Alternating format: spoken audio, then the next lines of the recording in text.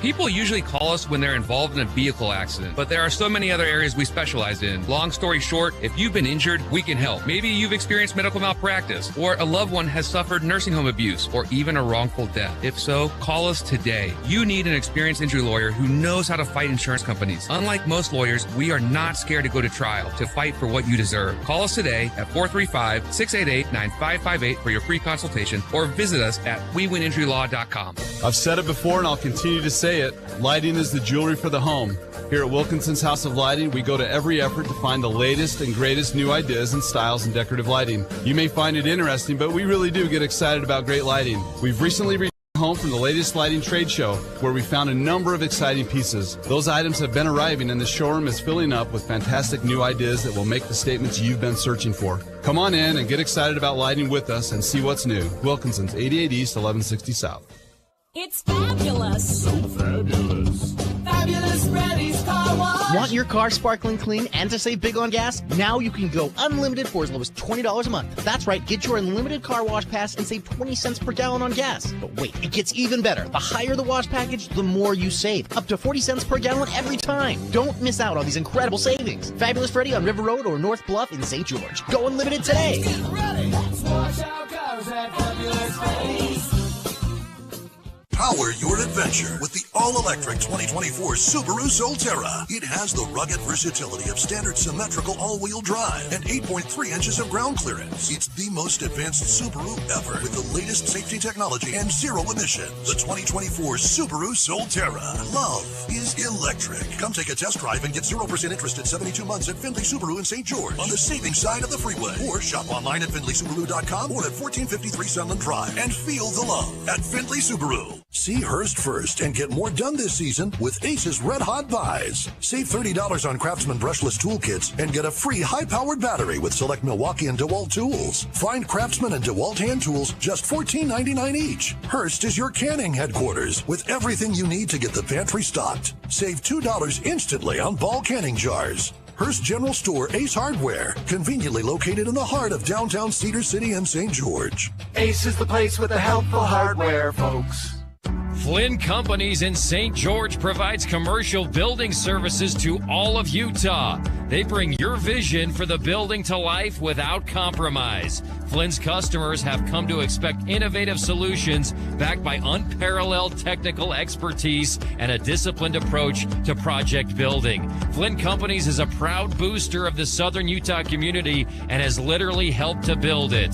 Visit FlynnCompanies.com today. Welcome to the Ideal Home and Paint Game of the Night. Let's go. Good evening and welcome to Walbrook Stadium. On a windy, somewhat rainy night, but we're not scared by that. We're here to play some football at your Ideal Home and Auto Paint Game of the Night on ESPN 97.7 FM. Carrick Segment, the Rustin Burnside with you. And we'll jump right into a condensed Bucks Ace Hardware pregame show. Rustin's going to be back on the mic with you, my friend. And it should be a good one tonight in our Ideal Home and Auto Paint Game of the Night. Dixie, Pineview. We got black jerseys, we got white jerseys, but maybe not the black jerseys that you would think coming into this matchup. Absolutely not. I don't know if I've ever seen the Dixie Flyers sport a black uniform. I mean, it's white on black, maybe some blue trim around those numbers with the blue helmets looking pretty slick. And then, of course, Pineview and that traditional white and black look for their away unis. The number 17 Panthers in the RPI versus the number 21 Dixie Flyers. These teams 2-3 for Pineview, 1-3 for Dixie coming in this matchup, Carrick. And if you're just to look at the records, maybe you would traditionally dismiss this game, right? Oh, well, neither one of these teams. No, both of these teams have legitimate pieces to make a lot of noise in Region 9, and tonight's matchup should be a ton of fun and a prime opportunity for one of these squads to move up in the RPI. Of course, uniform colors, the least important thing at this point, but pretty cool to see the all-black uniforms for Dixie High School. They got the royal blue helmets, black jerseys, black pants, the word Flyers word mark in royal blue across the chest. Pineview, the traditional white jersey, black pants, and black helmets. Cool moment on the field right now. Roger Christensen, longtime PA announcer here at Dixie High School. He also did a bunch at Dixie State. He's being honored out on the field. He's got the golden voice. He always takes care of us here in the press box, so we want to give him a shout-out on the air as well. He does so much for this community and for Dixie High School. Good to see him getting honored out on the field. This is the Buck States Hardware pregame show. Let's jump into some of these other sections of our pregame show, Rustin, starting with our Findlay Subaru keys to the game. And we'll jump right into it. Findlay Subaru, we're on the savings side of the freeway. Stop in or call today to learn more about the current sales and service specials. A lot of things at stake here tonight, but let's start with Pineview, and let's start defensively. Got to stop the run if you're Pineview. Starts with a guy named Rand Sawyer for Dixie. They've got other guys that can run it as well. Pineview wants to stop the run and try to force this Dixie team to pass, which they've been less successful with this season. And it's Rand Sawyer obviously is the prime example of who you want to target if you're that Pineview defense. If you're Curtis and company, right? That's who you're locking in on, is someone like Rand Sawyer, coming off a 6-touchdown performance against Hurricane, 5 rushing, 1 receiving. He has in 2 games, one of the games in which he was severely hobbled against Springville. He missed the 2 games in between, 342 yards. Quick math would tell you that's about 171 yards per game, Carrick, which is an insane amount. But you also look at someone like Wyatt Truman, the signal caller for the Flyers. We see number 4 suited up. We saw a little bit of an injury last time out against Hurricane. He's back on the field. Hopefully everything's good to go there. Wyatt Truman, in that win over Hurricane, he also ran for over 100 yards. So it's a dual threat type situation where the Panthers are going to have to be aware of both the quarterback draw as well as Rand Sawyer working in a multitude of different ways. And that's our second key for Pineview defensively. All eyes on Rand, all 3 phases. I mean, he'll hurt you in the run, the pass, special teams, all eyes on Rand. Gotta slow him down if you want to win this game if you're Pineview. He's just a unique player through and through, somebody who I think epitomizes what Dixie is trying to accomplish. We know this year the season hasn't gone necessarily according to plan. The record isn't quite what they want. They're, of course, undefeated in region against Hurricane, but they had to scrap and claw for that win out in H-Town. And Rand's the type of guy who sat on the sideline for 2 games due to injury, came back and said, I'm not allowing this to happen anymore. The Dixie Flyers go as Rand Sawyer goes. And you know Pineview has that circled as priority number 1, and rightfully so. Let's look at Dixie offensively. We kind of hinted at this during the Pineview part, but for the Flyers, Dante Ochoa and company. Let's get some receivers involved tonight. Let Wyatt Truman throw it a little bit and see if they can make this a 2-dimensional offense, not just 1-dimensional with the run and Rand Sawyer. Well, we know that Pineview in particular is one of those squads on their offensive side of the ball that spreads it around quite a bit. You got 3 guys with 19 or more receptions coming into this contest, chief among them Brock Harris, of course, with his 23 grabs. Dixie, on the flip side, you talk about Dante Ochoa and what they need to do to get him rolling. No Flyer yet has more than 10 receptions this season. So getting Ochoa there, he scored 1 touchdown earlier in the year against Springville. He's going to be a necessity to trying to open up this pass game. Let's say Pineview is able to hone in on that run game. You said it. It's going to be absolutely essential that they have a little extra flair when it comes to getting that ball downfield, and Dante Ochoa is 100% the key to that. Let's talk defensively now for the Flyers. It all starts with a signal caller for the Panthers. You have to disrupt Shaw's rhythm. Levi Shaw has been phenomenal this year, throwing for 1,554 yards, 14 touchdowns. If you let him get comfortable, it's going to be a long day defensively for you. Oh, it will be a long day. Shaw is a gunslinger in every sense of the word. 13-26 last week in that tough loss to Hurricane, 228 yards, 2 touchdowns in that performance. And his game has only been elevated by the emergence of somebody like Kyle Richardson, who's really been able to add to that backfield, pick up some key yardage on the ground. That's elevated Shaw's performance here and there. So coming off that big game, 2 touchdowns there. We know on the season he's throwing about 2.8 touchdowns a night, which is an incredibly impressive number. One of the top touchdown performers on a week-to-week basis. Yardage, he's at 1,554. That makes Levi Shaw somebody that Dixie's very aware of. Now, the Flyers defense struggled in the first half against Dylan Gabriel and the Hurricane Tigers offensive line to generate any type of pressure, to get any type of stop. The second half, 1,000% a different performance. It was a turnaround right out of the locker room. They held Hurricane in check, were able to mount that comeback after being down 28-14, and We love for Dixie right now. The fans absolutely thrilled to see that defense kind of rise to the occasion. We know they've had games against Mountain Ridge where they gave up 58. We know against Springville 40+. So to see that Dixie defense dial in, kind of tighten things down was a necessity, and they're hoping that translates tonight against someone like Levi Shaw. Findlay Subaru, we're on the savings side of the freeway. Stop in today. Learn more about our current sales and service specials. Findlay Subaru, keys to the game. Let's turn the crowd mic on, let you listen in to the sounds of the game. Yes, that's Roger Christensen's voice. We talked about him pregame. It's Flyers, it's Panthers, and this has been our Buck States Hardware pregame show. As we jump into it, we'll give you our Intermountain Sports Performance Star Watch, as well as some starting lineups brought to you by Wendy's. But as it stands, 12 minutes up on the first quarter clock. Dixie will kick it away. Pineview to receive. Back deep for the Panthers. On one side is Quade Sorensen. And we'll get you the near side man here in just a moment. Kicker approaches the ball. It is away, and it's going to be at the half-inch line. Sorensen's going to bring it out at the 10. He's at the 20. He breaks free at the 30 and is knocked out of bounds right near the 30-yard line. Good return, exciting return, and the Panthers start first on offense. Well, we've seen special teams determine the outcome of so many games this year, especially in region play. Great return there from Quade Sorensen to get that ball upfield, give Pineview a solid enough starting spot here. And it looked like if he could have just stayed in bounds just a second more, he was bound to make something extra special happen. So Shaw brings the troops out onto the field. He'll start in the pistol. At the left, his left hip is his back. Old reliable Kyle Richardson having a great year on the ground as well. Man in motion from right to left. They'll give to Richardson instead. He'll plunge off tackle left side and pick up, they'll call it 3 yards. Second down and 7 upcoming. Richardson coming off a 15-tote, 128-yard performance in that loss to Hurricane. We like to think of Pineview as a sling it type of team, but the reality is Pineview is very, very impactful in the run game, and Richardson is the key component to that. Pineview not wasting any time. 2 receivers split to either side. Shotgun is Shaw with Richardson at his left hip. They'll go up the middle with Richardson once more. He bangs off a couple flyers, and he's right near the marker. Are they going to give it to him? It looks like they are. Move the chains, a pickup of 7 on second down for Richardson. And trying to adapt to the run. Dixie, no stranger to that. We saw it against Hurricane the first half. Tigers were able to get a lot of ground yards right here. The Pineview front 5 doing a fantastic job. Bringing in someone like Harris to throw a chip block here and there doesn't hurt whatsoever. But you mentioned it, Carrick. Pineview, they want to get this ball down the field quick. It was a fabulous Freddy's first down. Fresh set of downs for the Panthers. Here's Shaw. Flag flies before we can get going. Some extracurriculars, and it looks like it's going to be false start. Panthers will move back 5 yards. Look at some other key offensive performers from last week. Quade Sorensen had 4 catches, 42 yards, and that one Corbin Yoakum, 2 grabs, 46 yards, and a touchdown.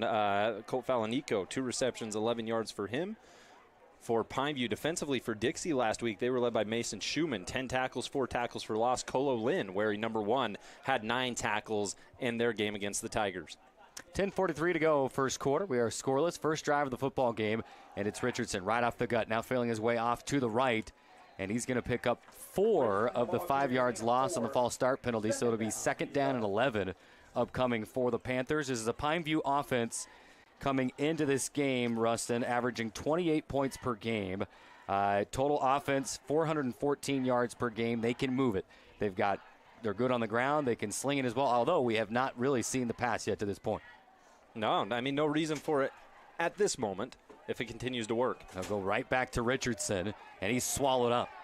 No gain, gets back to the line of scrimmage. Third down and 11. Now perhaps we see Levi Shaw and company open up the playbook and throw it downfield. Now's the time. Isa Lopati does a great job getting in there. Number 42 for Dixie. You'll be hearing us call his name multiple times throughout the night. Lopati coming off a big-time performance. Ironically enough, both these teams, their last game was against Hurricane, but Lopati in that win had a sack and 6 tackles and gets the stuff there, bringing up third down and 10. Yeah, you mentioned Lopati. He's one of those key starters for the Flyers. For the Panthers on offense, of course, it starts with the quarterback Levi Shaw. Starting lineups brought to you by Wendy's. Two-step drop, a screen pass to Richardson out of the backfield. He's got space back to the original line of scrimmage. He's got the first down across the 50 and to the 45 down to the 44-yard line. A first down and then some into Flyer territory, and the Panthers on the move. Well, a screenplay like that simply does not work unless you have able, athletic, big guys getting downfield, throwing key blocks. I saw multiple people there right for Pineview making sure that was able to happen. Caleb Patton with a key block there to free Richardson up and pick up a massive first down. And they're quickly back to the line. Single receiver either side. They're going to go back to Richardson. Why not? If it's not broke, don't fix it. He looks like he's swallowed up at the line, but instead he's going to pick up 5 yards. A flag does fly at the end as it stands. Second down and 5 upcoming, but let's see what the penalty is. Richardson, in that moment, patient run, Carrick. Not always something that's easy to find at the high school level. Everyone's so eager to get that ball, take off, and make something magical happen. But stutter step there, holds up, waits for a hole to open, and then goes. And it looks like this penalty is going to go against the Flyers. Call him face mask here? Looks like a face mask. So tack on 15 yards to the end of the run, and it's going to be first down for Pineview down inside the 25 to the 24-yard line. And the clock is wound and starts once more. 8:50 to go first quarter. Still the opening drive. The Panthers approaching the red zone. Snap to Shaw. Give back to Richardson. And he'll just plow his way right into the line. Still moving. And now finally down. He'll pick up 5 yards inside the red zone down to the 19-yard line. Well, this is going to plan right now if you're the Pineview Panthers, right? You come in with your quarterback who's normally give for about 300 yards a game, a little over 300 yards a game. And with Dixie fully expecting a little bit of that, you just hit him with a strong run game with Richardson. Jacobs doing a good job. Multiple guys up front making sure they get hands on somebody, and Pineview continues to tick down the field. Clock and time brought to you by Nets on Fire. Shaw, first pass of the game, finding Sorensen, and he'll catch the pass on a quick toss to the sideline. Picks up maybe 3 yards, third down and 2 upcoming. That'll work for Pineview. You're okay. Wear him down, wear him down, wear him down. Then a quick little pass on a curl back type situation. And then settle for third down and short. Dixie, multiple guys here in the box, Carrick. You wonder how much pressure they're going to bring. They go back to Richardson. He's inside the 15, dancing his way through the line down to the 10-yard line. And another fabulous Freddy's first down. Once more, the chains will move. Clock stops momentarily. And this Pineview offense has been a machine on the ground in the opening drive of the football game. Well, this is where your offense opens up. You can continue to give it back to Richardson if you'd like. He's got 3 touchdowns on the year. Or, big red zone threat, a guy named Brock Harris, 5 touchdown receptions on the season. Red zone's a prime spot for a big body like him. He's lined up on the right side of the line. He's blocking. Instead, they're going to give to Richardson, feeling his way off tackle right. Wait for the signal. Wait for it. Not there. He's down at the 1-inch line. Second down and goal upcoming for the Panthers. Big. I would say stop. Excellent run from Richardson. I just can't believe how close that was. Pineview wants to hurry this thing up. They're going for a plunge. They're going to rush back to the line. Do they go back to Richardson? They do, and he is stopped immediately. And getting to him first, as we catch a number on it, that's number 24 for the Flyers. Mason Schumann. He flew through and tackled Richardson for a loss of 2. And Richardson is slow to get up. That's the last thing Pineview fans want to see at this point. They'll attend to him. 6:49 to go on your Nets on Fire clock. We are scoreless, but the Panthers will have third and goal from the 4. Rustin, if you're drawing up the next play, obviously you may not have Richardson available. In fact, he'll probably have to come out after the stoppage of play. Hope he's okay and able to return. Do you go to the air here? Is this a Brock Harris type of play? You've got Quade Sorensen out there. Put your coaching hat on. What do you want to see called in this next play? I think it's still a byproduct of the run game has been doing wonderful things for you this entire first drive, right? And I know it's fancy and it's intriguing and it appeals to you to maybe drop back and try something, especially if you get the route that you like. But the line's been getting good push. That was the last and only play that I can recall. Whereas something, has been a little bit resistant in terms of that. You've had stops at the line of scrimmage. That was the first tackle for loss, I believe, of this entire ball game, though, unofficially. So I'm okay. I'm content continuing on your situation to continue to try to pound that football down. I mean, this is 4-down territory anyway. Maybe you dial the pass up for a 4th down situation, I would imagine. Unless, some high school teams, always impossible to to choose and determine. Some guys like the field goal, and that's tough to see Richardson. I don't think he's putting any weight on that. That does not look good. Not putting any weight on that left foot or that left leg. They've got his helmet. Oh, man, that would be a big blow for the Panthers. And obviously our thoughts right now with Kyle Richardson, who came into this game, 89 carries, 473 yards, 3 touchdowns. It was on the brink of touchdown number 4. And really, nobody else on this Pineview team has more than 10 carries that's not the quarterback. So that is your run game for Pineview. A little wildcat, and the snap goes to number 11, Makafia, and he is in for a touchdown. There's your play call, Carrick. That'll work, right? You lose your running back there, and then just come right back out and give it to one of your star big-time playmakers, put it in his hands, and let him do the rest with some excellent blocking up front. That was pretty much the script this entire first drive, and that's how it ends. So they brought 2 backs out to lead the way for him, and Fia slashes his way into the end zone. The Panthers lead at 6-0 on your scoreboard. 6:40 on the clock, and now the PAT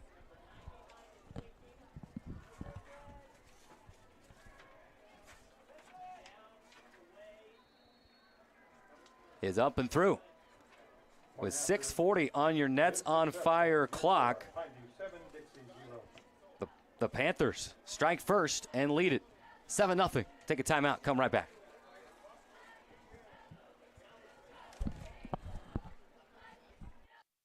Ace is the place with the helpful hardware, folks. You could wander around a warehouse store forever and never find a helpful face. Someone welcoming, neighborly, knowledgeable. At Bucks Ace, we exist to help others, and you can see it in our faces. Hi, I'm Patrick. I've always enjoyed meeting new people, and there's no better place than Bucks Ace Hardware to do that. That's why I love my job. Come see me at Bucks, and let us show you why we're the most helpful hardware store in all of Southern Utah. Ace is the place with the helpful hardware, folks. Welcome back to the action, brought to you in part by Ideal Home and Paint. Welcome back to Walbrook Stadium. Carrick Sang with the Rustin Burnside with you. The Panthers strike first. Prolonged drive down the field. It took nearly 6 minutes off the clock, and it was Makafia with the 4-yard run into the end zone, and then Austin Thomas booting the PAT. Wasn't on my Max Preps roster, wasn't on the roster that was provided here at the window either, but Rustin coming through in the clutch with the Des News roster. Kickers are people too, Rustin. We got to throw their names out there when we can. Absolutely, man, and that's Russell Jacobs here with the send-away. He wears 81. So you got Thomas, who comes in on the PATs right there, right, Carrick, and then Jacobs, who was actually a key component of throwing some blocks on that drive. They were lining him at tight end and just making him throw blocks, and he did an excellent job, sends that one away, goes out of bounds, and Dixie looking to make a little magic happen here on their first drive of the ball game. So the Flyers, helped by the penalty, will start out to the 35-yard line. So a shorter field for Dixie. And wearing those all-black uniforms, black jerseys, black pants, the word mark Flyers across the chest, and the royal blue helmets. It's Dixie and Pineview, the oldest rivalry in St. George, right? Not talking about Cedar, the oldest high school rivalry in St. George. That's alive and well. You can feel it here tonight. As per usual, place is packed. Everybody showed up on both sides. We're ready for a good one. Here come the Flyers. 2 receivers split out wide to the right. First down, they're going to get to Ryan Sawyer. No surprise there. And he runs his way for 8 yards. It'll be 2nd down and 2 across the 40 to the 43-yard line. Fia on the tackle there for Pineview. Some of Dixie's big-time offensive performers last time they were on the field. Truman, 7-10, 48 yards, a touchdown interception, 114 rush yards. Sawyer, 6 touchdowns, 24 carries, 300 yards. They go right back to Sawyer. Feeling his way around the left edge, and he's got the first down and then some. Pick up a 5 yards out across the 45 to the 47-yard line, just shy of midfield. Tackle made by Pineview's leading defenseman. That is going to be Carson Curtis. Had 14 tackles, had a tackle for loss, and a sack last time they took the gridiron. I'm glad you mentioned that name because he is our Intermountain Sports Performance Star Watch tonight. He's got sideline-to-sideline talent. He's a block slipper and a volume tackler. Here's Truman on first down, going deep, has his man, and the catch is made in traffic. Inside the 20, down to the 18-yard line for the Flyers as Aiden Hellis. Aiden Hellis, we're looking for those receivers to step up for Dixie. Hellis gets the job done, and that was great coverage from him right there. I thought that Pineview was in a good position, defended it well, played the ball well, didn't matter. Hellis comes down with it regardless. And how about the Flyers with a deep shot? First down, they'll go to Sawyer around the left edge, cutting back inside, sheds a defender at the 10, and diving for the 9-yard line. He'll pick up 8 on first down. It'll be 2nd down and 2 from the 9. Remember, Truman only passed 10 times last time they were out. And, it wasn't for an abundance of yardage. They mostly used him as a running type situation. Here, it doesn't matter. They uncork number 4. That pass to Hellis, setting him up here. And then, of course, Rand Sawyer doing what he's done. He slipped that Curtis kind of shoestring tackle there and ended up squirreling through for a couple more. Yep, one receiver split out wide to either side. Isaiah Johnson just came in as a tight end. He's going to block for Sawyer, starting right, cutting it back up the middle, and he gets down to the 5-yard line. It'll move the chain. So 1st and goal for the Flyers from the 5. They'll stop the clock to reset, and the Flyers will have 3 tries to find that royal blue end zone. Try to tie it up. Oh, Dixie going with the Wildcat of their own here, huh? Truman's going to come off the field and onto the field right now for Dixie. You got Kaisel Baraze. Okay. Now he'll split out to the left. It's going to be Rand Sawyer in the Wildcat. High snap, brings it down, gets a block to the 5, diving for the pylon. Does he get it? He did. Touchdown, Flyers. Man, that's what Rand Sawyer does, right? For a moment, it looks as if the play's not going to go anywhere. He has to kick it out further than he probably initially intended, and then simply lowers the shoulder and makes sure that he stretches that ball across the pylon as he's pushed out of bounds. And we got ourselves a ball game. Pineview moved down the field at their own pace. Dixie does it pretty quickly, and they're an extra point away from tying this thing up here at DHS. 4:10 to go.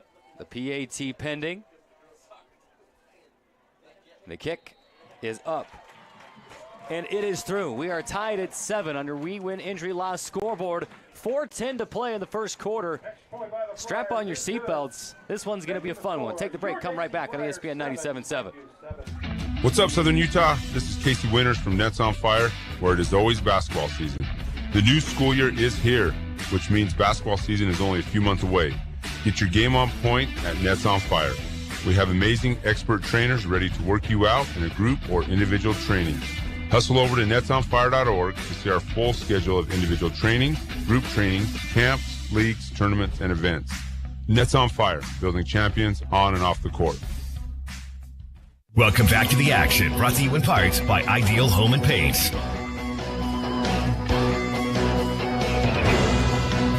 4:10 to play first quarter. We are knotted at 7. Dixie 7, Pineview 7. It's homecoming here at Dixie. A lot of festivities. I'm sure that'll make halftime a little bit longer, and it'll give us more time to break down what I'm sure will be an extremely exciting first half, because the first 8 minutes have been fantastic. Each team scoring a touchdown on their opening drives, and now we see what adjustments the defenses can make. And we'll see, maybe with Richardson out, maybe Pineview airs it out a little bit more. This kick fielded just inside the 10. Across the numbers on the right side at the 20. Still on his feet at the 30, the 40. Midfield. Still on his feet at the 40. Cutting back inside 30. Middle of the field 20. 15. And inside the 15 to the 14-yard line, it's Maka Fiafia. Fiafia has just been making things happen. Obviously had that touchdown to start things off for Pineview when Richardson went down, and there with a big-time return. Now we await the flag and the contents therein. I didn't even see where did it go down at, Carrick. Where did they throw the flag at? Looks like maybe up around Pineview's 37? Yeah. Pineview's own 37-yard line. It was hidden over there. Which is about where Fiafia broke free. Yes. That's when he was able to break away. Right there, and they're going to say the hold enabled him to break free.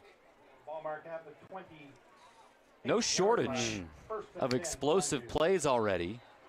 3:54 on your Nets on Fire clock, and we are tied at 7. Elsewhere in Region 9 tonight, Snow Canyon at Crimson. Hurricane is at Cedar. Off tackle, left side, and it's a first down for Pineview. It's the new running back, Garrett William. And it's a first down and then some, across the 40 to the 45-yard line. And the Panthers going to move the chains even without Richardson in the lineup. Yeah, and right now if you're Pineview, Dixie's hoping, right, that you abandon that run game and that you have to go through the air and that they make you one-dimensional. Panthers not content for that to be the case. They're going to continue to try to pound the rock and then sprinkle in the pass here and there, especially when it continues to work as well as it has. Williams still at the left tip of Levi Shaw. One receiver split out to either side. Brock Harris lined up on the edge of the line on the right side. Play action. Shaw to throw. Loads up. Has a man. Catch made. 10-yard line. Woo-hoo! Panthers in business inside the red zone. Colt Falanico coming down with it. Had 2 grabs last time against the Tigers. This time they unleash him deep, and Shaw had all day to let that ball go. Stood in the pocket strong and delivered. We've seen 2 great deep balls from both quarterbacks here, and just like that, you take away the great kick return, doesn't matter. Shaw and Falanico get them right back inside the 10. Clock rolling. 3 minutes to go. Go back to William. Bounces off a defender to the right, and then is swallowed up and brought down. We'll call it no gain. Second down and goal upcoming from the 8-yard line. Go back to the Panthers right now, where they just have a variety of different ways to possibly score the football here. We know Harris is a threat in the red zone. We know that they can continue to go to William or run that Wildcat if they get a little closer. This time, they're going to line Jacobs, the tight end, out. 3 receivers here on the near sideline. 1 solo. That's Quaid Sorensen, all by his lonesome. Here's Shaw working his way out to the left, floats to the end zone, picked off in the end zone. Threw it into traffic, and Tano Anzalone makes the catch. Man, that is the type of play that can absolutely change a ball game. I don't want to be too cliche here, Carrick, especially in what is a 7-7 ball game in the first quarter. But, I mean, that's such a big deal. Pineview moved the ball down the field the first time pretty well, right? This time they have a deep bomb. Shaw rolling out to his left, a right-handed passer. Maybe didn't quite have his feet set the way he wanted to. Just kind of toss that one up into double coverage, and Anzalone just makes a fantastic grab to send this back to the Flyers. 2:21 to play in the first quarter. We're tied at 7, and now the Flyers with a fresh set of downs offensively. Here's Sawyer, leaps over to player on the ground, and then it's met by a couple of white jerseys. He'll pick up 3 yards on the play. 2nd down and 7 upcoming. Leave it to Rand Sawyer to make a 3-yard pickup. Man, look, that exciting. That exciting, and what a hit of Andy Pava, the sophomore, doing a good job for Pineview, landing that hit of an airborne Sawyer. Here's a sweep from the left edge over to the right, and the tackle made, and that's Weston Gilmore on the rush. Yeah, Gilmore gets an opportunity there to tote the rock, does a solid job, makes it 3rd down and manageable. With the Flyers, they're just going to simply have Sawyer right behind Truman.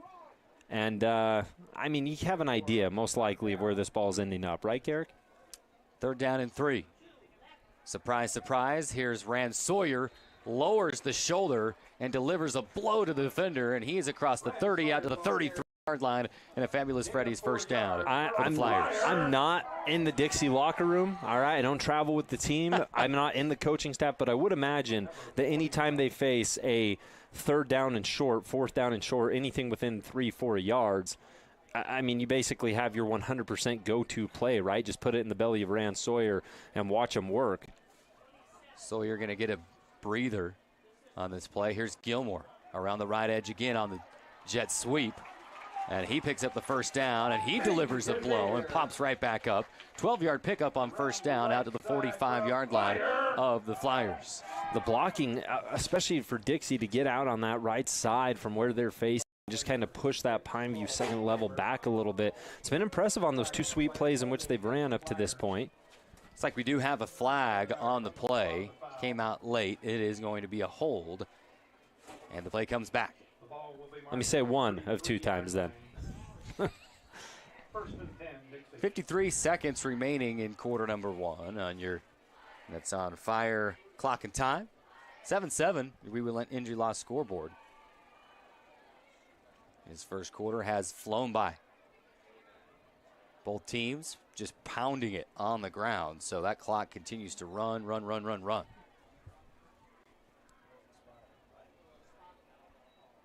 Now some extra discussion, perhaps about where the foul occurred, the spot of the football. They'll get it figured out. And the Flyers will have first down and 15 when all is said and done.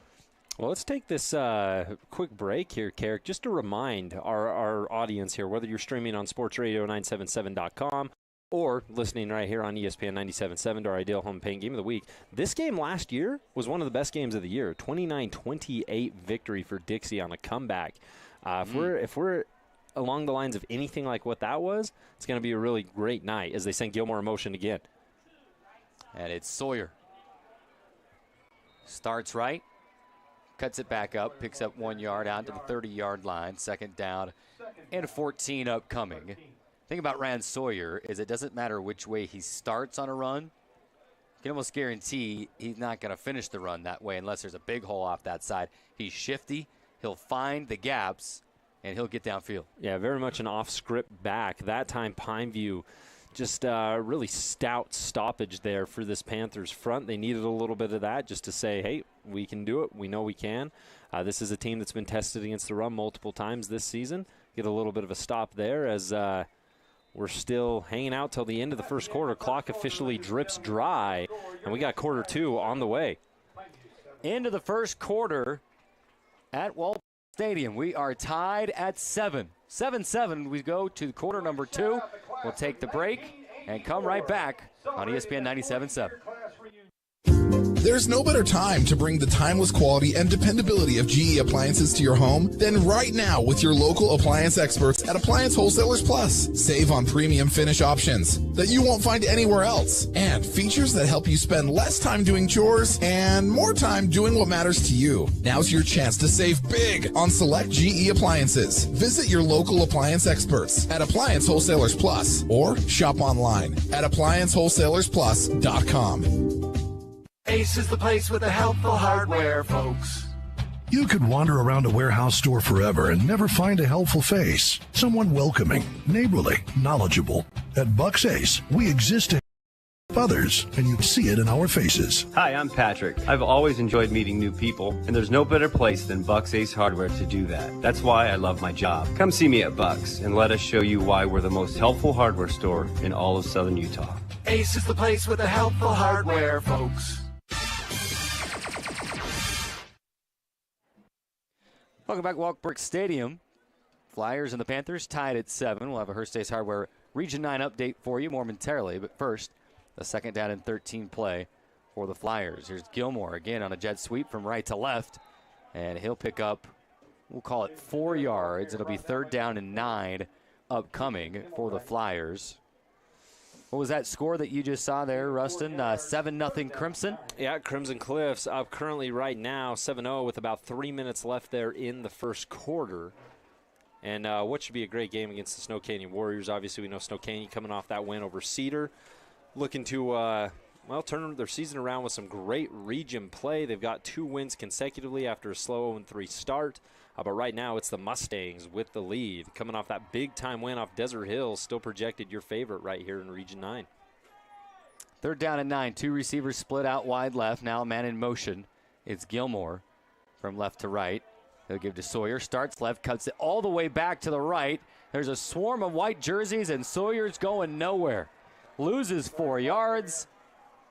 And Dixie going to have to punt the football for the first time tonight. He's not going to get any type of statistic here, Carrick, but you got to shout out someone like Max Durst, who's been big for this Panthers defense throughout the year. He was the first one in the backfield, first one to put hands on Sawyer, slowed him up for just a moment to allow the rest of the Pineview Panthers to gang up around Rand and take him down to the turf, forcing a Dixie punt here in a 7-7 ball game. So the Flyers going to punt. Standing at their own 15-yard line. Pressure comes, but the punt is away and fielded right at midfield. And that is where Pineview will take it. Fia flew in there, kind of lost his footing as he did so, but was able to secure the football right at midfield. Yeah, a very risky move there from Fia to come and secure it. I mean, he absolutely enabled that ball didn't take any friendly Dixie bounce, and it's going to put him right, basically right at the 49. You give them a yard, and they're going to be instantly into Dixie territory. Great starting position for the Panthers here with 10:20 in the second quarter. Game tied at 7. Both teams, if you're just joining us, scored on their opening possessions of the game. Then both teams, Pineview had an interception, and then Dixie had to punt away. So here's possession number 3 for Pineview. And off tackle to the right side. Football is loose on the turf. Dixie pointing their way, Pineview pointing their way. Who's actually got it? We'll wait for the signal, and it's Pineview football after a pickup of maybe 3 yards. 3rd down and 7 upcoming. Yeah, it's a good thing that the officials in any level of football don't look for the first pointer to determine who got the football, because it's common. Yeah. It's habit, right? We have it. They have it. Everybody has it. Once they uncover that pile a little bit, they give it back to Pineview. But the interception, near fumble there, the Panthers have been explosive. They definitely probably want to tighten up that ball security just a little bit moving forward. It was William on the carry, and he'll get it again. This time right up the middle. He's got a big hole, and he goes for 6 yards, 3rd down and 2. Got to appreciate that, too, right now. Just confidence in someone like William for Pineview. That ball's nearly put on the turf. A lot of times coaches will pull him or not go back to him for a while. And I know injury makes it to where you don't have as many options, but just simply giving it back to the kid and say, make a play for us, and he does so. They go quick. Back to William on 3rd and 2, and he gets just that. Needed 2 yards, gets 2 down to the Flyer 40-yard line. Clock stopped momentarily at 9 minutes, 11 seconds remaining. Now it's wound again. Fabulous Freddy's first down for Pineview. Continue to move the football. And, I mean, it's been the same strategy. We know that Shaw had that big pass to Falanico earlier, but the run game has been ever so important for the Panthers here in this first half, something that I don't know if a lot of people necessarily anticipated, specifically that Dixie defense. Quade Sorensen split out wide to the right. He's got one-on-one. Instead, a slant route in the middle of the field was down at the turf. And they're going to say it's caught. They do. He slid, and he caught the football. What a catch. Russell Jacobs. Jacobs, he's been doing a lot of blocking here today. Had to make a extra effort to get that football. Well, let's see, get his hands underneath that football, because that was tight. We get a good look at it here via our stream. And see anything there, Carrick, out of the ordinary? Yeah, Looks like a grab? I think he got the arms under it. Went down, secured the football. 2nd down and 1 upcoming. Here's the snap, give to William, and he needed 1, got 3, inside the 30 down to the 29-yard line. And a Fabulous Freddy's first down for Pineview. Reminiscent of their first drive, just plunging their way downfield, chipping away each down and moving the chains. And William going to stay in the game at the left tip of Levi Shaw in the shotgun. Sorensen split out wide right, all by his lonesome. And they go to William right up the middle, stumbling, bumbling his way for 8 yards. 2nd down and 2 upcoming. What helps, too, after a big-time injury to one of your star players, bringing in someone like William, just a sophomore for this Panthers unit, is obviously having the guys up front do what they're doing. Pineview's been winning currently in terms of the battle in the trenches at this moment, and they continue to push forward. Here's your interesting Wilkinson stat of the night. According to the Max Prep stats, William did not have a varsity carry coming into the football game tonight. And he's doing a great job on 2nd down. Here's Shaw to the sideline, little bit of contact. Referee says no penalty. Incomplete. It'll be 3rd down as the Panthers live to see another down.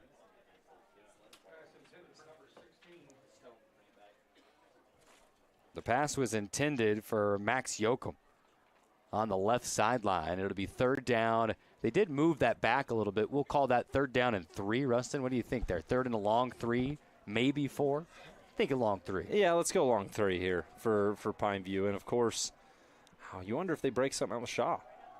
But no, here's William. He trips but dives forward. He is great at that. Once he kind of loses the footing a little bit, goes low, dives, and gets the 3 yards needed for the first down. It'll be first down and 10 right at the Dixie 20-yard line. Well, it's simply a mindset, right? Whoever's been coaching up someone like that has done an excellent job saying anytime you start to go down, anytime you start to lose balance, what you focus on is not making some extracurricular activity. It's about plunging forward and making sure you pick up the extra yards while you still have a chance and have some momentum behind you. Brock Harris has yet to be targeted tonight. This could be his territory. Shaw drops back, fires across the middle. Catch is made by Fiafia. He's got the first down inside the 10-yard line, down to the 7-yard line. It'll be first and goal for Pineview. Pineview has been inside the 10-yard line now on each of their 3 possessions. They scored a touchdown, threw an interception into the end zone on the second drive, and now here they are knocking on the goal line door once more. How about a little bit of pocket maneuvering there from Levi Shaw? Carrick is have a timeout here on the field. Shaw, under a little bit of rest, steps up on the run, delivers a dot to Fiafia, and Pineview in business. 6:27 to go. Pineview going to take a timeout, so we'll take it as well. We'll come right back with a first and goal for the Panthers on the 7-yard line.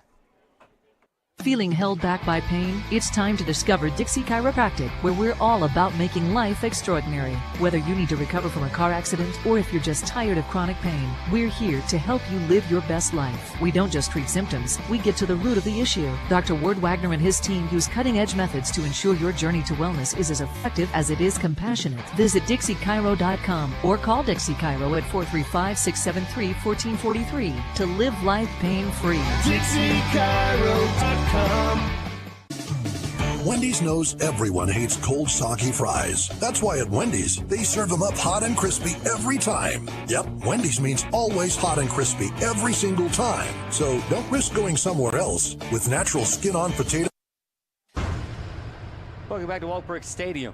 Dixie and Pineview tied at 7 for now. It is first and goal for Pineview at the 7-yard line out of the break.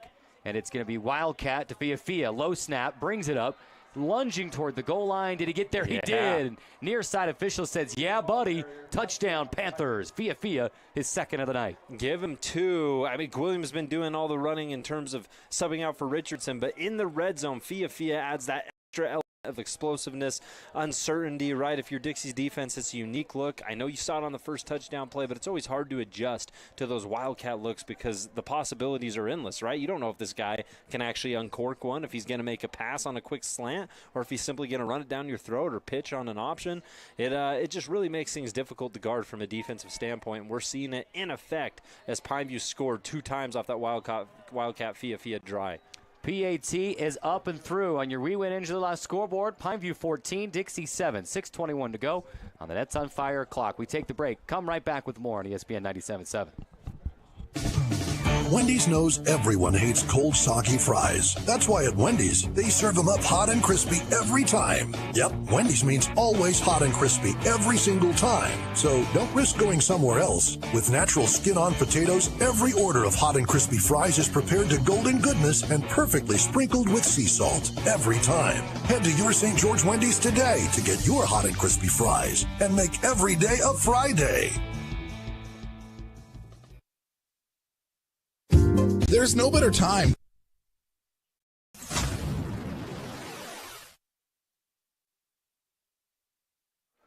Welcome back to Dixie High School. 14-7, Pineview the lead with 6:21 to go in quarter number 2. 3 total touchdowns so far. Pineview thinking that they could have 3 of their own if it weren't for an interception into the end zone. But this Pineview offense has been crisp. They've moved the ball well on the ground and then connected on passes when they need to. Well, and you have to give the Panthers a ton of credit here. Simply, you look at Pineview, we expected a team that was going to air it out a little bit. Multiple guys have big-time receptions, touchdowns. They like to spread it around. And instead, when Richardson was on the field, it was him. When it's been Gwilliam, it's been him. Like, they're very content to just run on Dixie until Dixie proves them otherwise, as we have a short kick here, fielded right at the 35. And he'll carry the crowd. We got a little back push, tush push, you name it. It's a rugby drum across the 45 down to the 49-yard line. And that was Castle Bereze out to the 49-yard line. gave my best effort. Was then quickly corrected by Raj Christensen on the PA. And that's why we appreciate these PA guys, Raj in particular, because they're always quick to let us know. You know, we were like, yeah, that was pretty good. I give it a 9 out of 10. And he's like, more of a 4 out of 10. Jet sweep. Here's Sawyer. Left to right. Still on his feet across the 45. And we got a flag. It may be horse collar tackle. He didn't go down, but there were 2 hands on the collar of Rand Sawyer. The flag is sitting at the Pineview 47. Came straight from the official who sits in the backfield. And it's actually a hold. Flyers. And I was going to say, it's either they saw that near horse collar or where at that spot where it was, there was a hold. That was right at the edge of the line where Sawyer was able to explode around the end and grab the edge. They'll move back 10 yards. Or first down and 20. Last time we saw the Flyers, they had to punt that football away, Carrick, because they got a little bit behind the line of scrimmage, right? Pineview was able to tighten up defensively, unleash a little bit more, and they had a hard time moving the football. No back next to Truman right now in the pistol. They're going to go jet sweep again, right to left. And it goes nowhere. Dancing around the edge from right to left was Weston Gilmore, and a shoestring tackle brings him down for no gain. Another second down and 16. I initially said first and 20 on the last play, but Sawyer gained 4 yards before the penalty occurred. So second down and 16 upcoming. Yeah, they keep moving backwards. The punt last drive on negative yardage so far starting out the same way, putting Dixie into more obvious passing situations, and we see that evident by Truman kind of standing by himself with a wing lined up over the right side. High snap. Truman brings it down. He's got time. Fires across the middle, and it is incomplete. Goes right through the hands of Dante Ochoa. We talked about him in the pregame and our keys to the game, and that was his first target. Good chance, but it goes right through the hands. Yeah, good look there. You like it, what Dixie's trying to implement from an offensive standpoint. Everything basically was working until it wasn't. You're okay trying that again. Later on in this ball game, it was there, just simply a misconnect as it went through Ochoa's hands. But now third and long. And a passing situation again. Truman continues to drop back. Screen pass out of the backfield to Sawyer. He's got it. And he's across the 50 and goes down to the 48-yard line. Good pickup, but not nearly enough. It'll be 4th down and 7 upcoming. I don't see any personnel changes. Time. I don't see any. Decisions. Punt it away or go for it on 4th and 7. You know, Pineview was able here they come. And the Panthers, they deserve that cushion that they just gave Dixie, right, on that little pass out to Sawyer. They played so well the first couple downs prior to that. You had guys like Curtis who are hanging back right around their own 40-yard line, and you're just able to pursue and push and make sure you make that stop instead of playing uptight or tough just because of what your defense did. You work hard the first couple downs. You have a little extra breathing room there on third. They take advantage, and the Flyers set to punt this thing away. High snap is brought down and punted away. Great punt. And fielded by Fia at the 5-yard line. His stiff arm breaks a tackle, 15, and is smashed to the ground near the 20-yard line. And now a late flag flies, lands at the 25-yard line. Good on Fia for even making something out of that return, as there were black jerseys in the vicinity as soon as he caught that. As we take another look at it, spins and breaks a tackle, another stiff arm, and is smashed out of bounds, but a great return of 15 yards. And we wait on the flag. And I will tell our radio audience that Fia was not out of bounds when the hit occurred. It was a tough hit, strong hit. Fia was low, took the brunt of that, but he wasn't out of bounds. So I'm very interested in what this call might be. And they're going to call targeting against Pineview. Oh, okay. On the play. Didn't have that on my bingo card. Didn't catch a number on the penalty. With high school level, they don't always point out the number of the offender. Yeah, sometimes it must have been on a block, maybe a lead block. Well, and the flag was thrown. We get another, as we witnessed our other replay there, but the flag was thrown right around the 25-ish that area. Was like it was a good ways away from the main area. And it didn't come from the judge who watched them go out of bounds, right? He was saying plays over. He didn't throw anything there, so it must have came from somewhere where our eyes were not locked into. So first down, longer field than they originally anticipated, but here's William exploding through the line. He's got 9 yards. Second down and 1. I tell you what, I don't know if you heard me mention that Wilkinson stat earlier. According to the Max Prep stats that I have, William did not have a varsity carry coming into the game time. I don't have one either. And he has looked fantastic. Yeah, he just a sophomore coming in, getting some opportunity here with Richardson. I mean, Richardson had all the carries, right? Nobody else on this Pineview team had more than 10 that wasn't the quarterback, and the quarterback only had 11. So very much a single back operation that's changed tonight, and it's worked. And they go back to William. And he's got the first down off tackle left side. Needed 1 yard, picked up 4 across the 20 to the 22-yard line. The chains will move. Another fabulous Freddie's first down. We talk about a commodity that I won't say that nobody knew about. Obviously, anybody watching JV football probably knew a lot about this kid. But your main runner comes down, and you just plug and play. Jacobs moves from right to left in motion. They give back to William. And he's got the left edge, and he'll pick up 1 yard. Second down and 9 upcoming. Clock rolling at 3 minutes. Pineview leading 14-7. Remember, Pineview had the ball first, so they love to just bleed the clock down here and punch one in before halftime.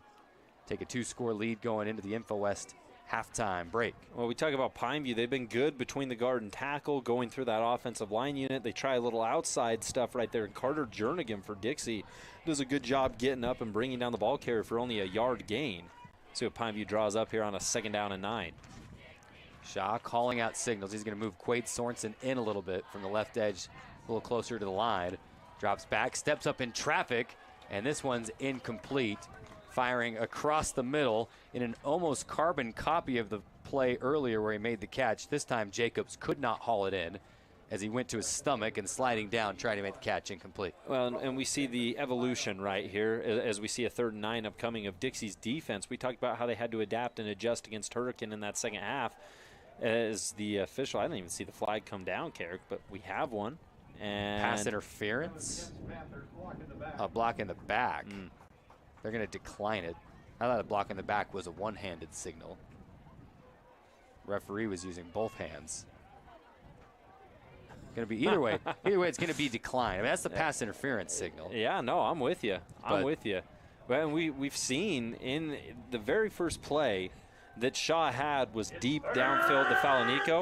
He had all day to throw that. Since then, Dixie has put a little pressure on him defensively. Expect him to bring more of it here on 3rd and 9. Does Pineview make him pay for declining that penalty? And the Dixie defense says, nuh-uh. As Shaw pressured, and he has to just heave it to the Pineview sideline and incomplete. For the first time tonight, Pineview going to punt it away, but wait. Hold everything. Stop the presses. Surprise. We got a flag on the play. Oh, man. As they're handing them out left and right. Levi Shaw got a good look at Asa Lapati there and decided he was going to huck that one out as the play just kind of broke down, didn't want to force anything. Flag thrown right about where Shaw was standing when he let that thing fly out of bounds. Toward the end of the month, we got to fill the quota, right? Yeah. With the exactly. That's not referees. Sorry, that's. Well, they're whatever it is, they're getting it done tonight. Another stoppage. Officials discussing. You hear the fans getting a little restless there via our crowd mic. There's a night that you don't want extra stoppages, Rustin. It is tonight. I was going to say the skies clouds are a little dark. Still, you want to play this thing through as far as you can. Heaven forbid anything else happen. We did have some delays pre-game. Game started on time. Yeah. Warm-ups were cut a little bit short. We were kind of cutting things close, getting set up for the broadcast because we couldn't get up on the booth to set it up because of a lightning delay. Here comes the call now.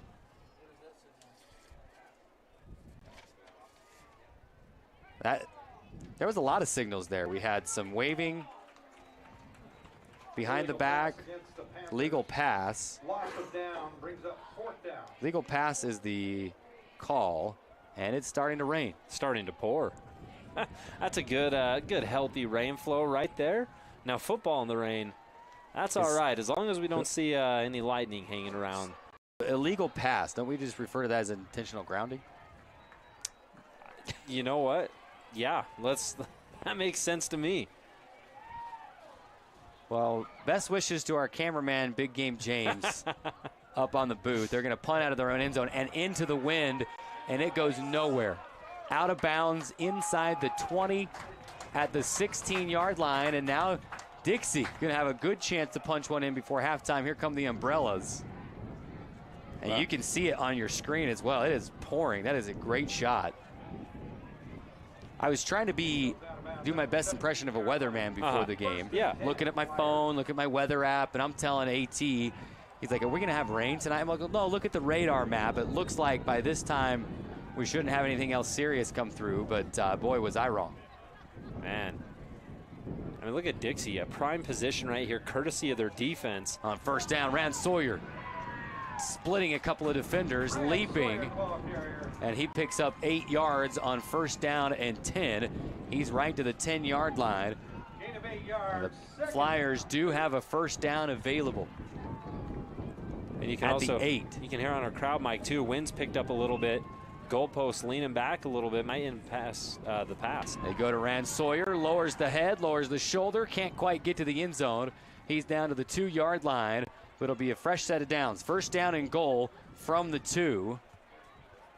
Not as if Dixie's super concerned about the pass right now. They're on one of those special diets. It's called the Rand Sawyer special. It'll be first and goal from the 2. Bad snap on the turf. Truman going to pick it up. Rolls out to his right. Backing up. Now finally throws it away. He had backed all the way up to the 30-yard line with 2 white jerseys in hot pursuit, and it's incomplete. Man, that was, I admire what Truman's trying to do, right? You pick it up, you want to make something happen. Maybe the botch snap there has got the defense a little out of sorts and you have someone open downfield, but eventually made the right call by just chucking that thing out of bounds, living to fight another one on what is going to be, what do we got here, third and goal, second and goal? Second and goal from the 2. It'll be Wildcat, high snap. Sawyer brings it down. Now it hits the turf again and he's stopped. 3-yard loss back to the 5. It is windy, it is wet, and the center is having a hard time handling the snaps, as that's 2 snaps in a row that have either been on the turf or nearly up and over the quarterback. Sawyer kind of had to do his best cornerback impression. Knock that ball into the air, kind of tip drill it to himself. And they're going to stay in that position. Same personnel, Sawyer kind of back there. Dixie wisely just letting this clock run. They say, we got the goal. We're going to leave enough time for us to have at least one more shot, maybe 2 shots, depending on the wind situation. And now Dixie going to call a timeout. 32 seconds on your Nets on Fire clock, 14-7. Let's take a quick break as well. We'll be right back on ESPN 97.7. Feeling held back by pain? It's time to discover Dixie Chiropractic, where we're all about making life extraordinary. Whether you need to recover from a car accident or if you're just tired of chronic pain, we're here to help you live your best life. We don't just treat symptoms, we get to the root of the issue. Dr. Ward Wagner and his team use cutting-edge methods to ensure your journey to wellness is as effective as it is compassionate. Visit DixieChiro.com or call Dixie Chiro at 435-673-1443 to live life pain-free. DixieChiro.com.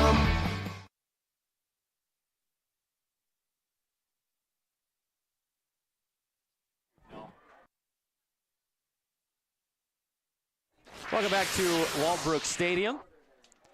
14-7, Pineview leads it, but 32 ticks remaining. And Dixie going to have third down and goal from the 5. The first 2 attempts very affected by the water, the rain, the wind, a low snap and a high snap. And now Dixie will try to dial it up, dial it down, say, hey, can we keep the towel on that thing before it's absolutely time for the down? The last play they ran was Sawyer in the Wildcat, had to bat that ball in the air to keep it. They'll keep that same personnel on the field for third down and goal. Here we go. Lopati into lead block for him, and he's going to lay a block. Sawyer, lower shoulder, diving for the end zone. Touchdown, Flyers.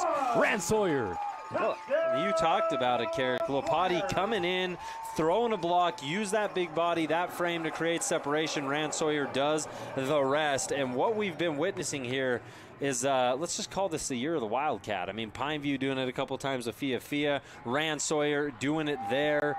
It's all over the field. And, well, let me just say it's all over the red zone. They're not utilizing it anywhere else, but it's been effective for both these teams. Here comes the PAT attempt. That goalpost is leaning severely to the back. And the kick is a line drive, but he sneaks it through. We're tied at 14, 26 seconds to go. Let's keep it right here. We've got the halftime break, an extended break coming up here quickly. How big is that, as Mother Nature definitely plays a factor? I mean, we're talking about Pineview possibly going down. Bleeding clock, punching one in, taking a 2-score lead. Pineview has some penalties. They go backwards a little bit, and then all of a sudden the wind and the rain and the punt that goes maybe a net, 5 or 10 yards, and then it's the Ransoyer show, and the Flyers able to tie this thing up right before halftime. Well, just like the comeback against Hurricane, Carrick, 2 weeks ago, it all started with the defensive effort, right? We've seen Dixie dial it in defensively, get a little pressure on Shaw. He had to throw it away. Pineview didn't do themselves any favors with a couple of those yellow hankies intended directly at them. But the defense gets it done. The punt is a byproduct of bad field position. The weather comes in. Dixie starts exactly where they want. Believe it or not, this type of weather, surprise, surprise, it favors teams that like to run the football, which tonight both of these units, but that is a Ransoyer type of scenario as he continues to get things done, plunges into the end zone off that Wildcat. That's massive, massive, and it all comes because the defense was able to apply a little bit of pressure there, something that they really weren't able to do earlier on in that game. 3 straight red zone trips for Pineview. I know one was an interception. That was the first time in which they were able to stop Pineview before the red zone. And here's the kick, going to be fielded by Quaid Sorensen at the 5-yard line. And he's hit across the 20 and driven back. Forward progress will give him at the 21-yard line. 19 seconds remaining. 14-14 ball game. Got to imagine Pineview may just go out and just kneel this one out. You're straight into the wind, straight into the rain. I mean, it's coming down in sheets. I don't anticipate any deep bombs. I mean, you got Levi Shaw. He's great, but you're going into the take a knee. You got Brock Harris back there in protection mode. I can't imagine they're doing anything but kneeling this out. We're going to get into the InfoWest halftime break with a tie ball game. And here's Shaw. Takes the snap and kneels down to end the half as the final seconds will tick off, and it's going to be 14-14. Mother Nature making a cameo appearance in this one, and we are tied at 14. These guys, they got to be loving it, though, right? I mean, this is what you dream of in the backyard. Tie ball game. It starts raining. The elements. I mean, what a game. 14-14. Penny for your thoughts on the first 24 minutes of football here at Walbrook Stadium. I've been impressed by both of these teams and simply the red zone efficiency, right? What they've been able to get done and do when they have moved the football downfield. It's been a heavy dose of run. We expected that with Dixie. I don't know if that was necessarily the case for the Pineview Panthers coming into this matchup, and yet they've delivered. Even when their star running back ended up going down, it's been a steady diet of running the football to set up the pass. Dixie's been excellent. We've seen Truman uncork one earlier in this game. I just feel like both offenses have been highly complemented by both their pass and run game. They're working on all sides for both these squads. It's been the defense in spurts that have really been able to swing the momentum, right? We talk about Dixie's defense right there forcing a stop prior to the end zone for the first time all game, and they score off it. We've seen Pineview's defense force a Dixie punt and score off of that. So it's been the defense that's been the key component here. Both offenses pretty evenly matched right now, but whatever defense in the second half ends up making the most stops, forcing the most turnovers, sounds cliche to say, but that's likely going to be your big-time difference maker because these offenses seem to be going blow for blow. It is halftime. The football game doesn't stop for rain, and the halftime show does not stop for rain. The Jetettes are out there doing their dance routine in the rain. The fans are in the rain. Man, what a night here at Walbrook Stadium. We are tied at 14. Let's step away. We'll take the break. 14-14 on your We Win Injury Loss scoreboard. We'll take the halftime break. When we come back, InfoWest halftime report for you right here on ESPN 97.7. Southern Utah. Casey Winters Fire, where it is always basketball season. The new school year is here, which means basketball season is only a few months away. Get your game on point at Nets on Fire. We have amazing expert trainers ready to work you out in a group or individual training. Hustle over to netsonfire.org to see our full schedule of individual training, group training, camps, leagues, tournaments, and events. Nets on Fire, building champions on and off the court. Flynn Companies in St. George provides commercial building services to all of Utah. They bring your vision for the building to life without compromise. Flynn's customers have come to expect innovative solutions backed by unparalleled technical expertise and a disciplined approach to project building. Flynn Companies is a proud booster of the Southern Utah community and has literally helped to build it. Visit FlynnCompanies.com today. It's fabulous. So fabulous. Fabulous Freddy's Car Wash. Want your car sparkling clean and to save big on gas? Now you can go unlimited for as low as $20 a month. That's right, get your unlimited car wash pass and save 20 cents per gallon on gas. But wait, it gets even better. The higher the wash package, the more you save. Up to 40 cents per gallon every time. Don't miss out on these incredible savings. Fabulous Freddy on River Road or North Bluff in St. George. Go unlimited today. Let's get ready. Let's wash our cars at Fabulous Freddy's.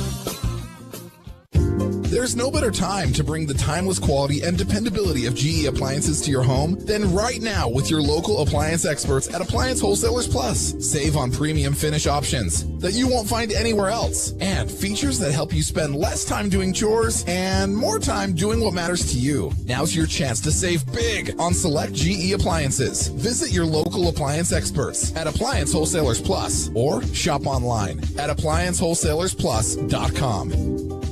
Hi, it's Tyler with We Win Injury Law. People usually call us when they're involved in a vehicle accident, but there are so many other areas we specialize in. Long story short, if you've been injured, we can help. Maybe you've experienced medical malpractice, or a loved one has suffered nursing home abuse, or even a wrongful death. If so, call us today. You need an experienced injury lawyer who knows how to fight insurance companies. Unlike most lawyers, we are not scared to go to trial to fight for what you deserve. Call us today at 435-688-9558 for your free consultation, or visit us at WeWinInjuryLaw.com. InfoWest, the Internet people, are proud to be your local Internet provider. Being local means supporting our community. As InfoWest celebrates 30 years of business, we want to introduce you to one of our friends. Hi, I'm Kylie Field from the Women's Business Center of Utah, and I'm excited to invite you to our 6th annual Exploring Possibilities Conference. Join us on September 5th from 4 to 8 p.m. at the Courtyard by Marriott in Cedar City.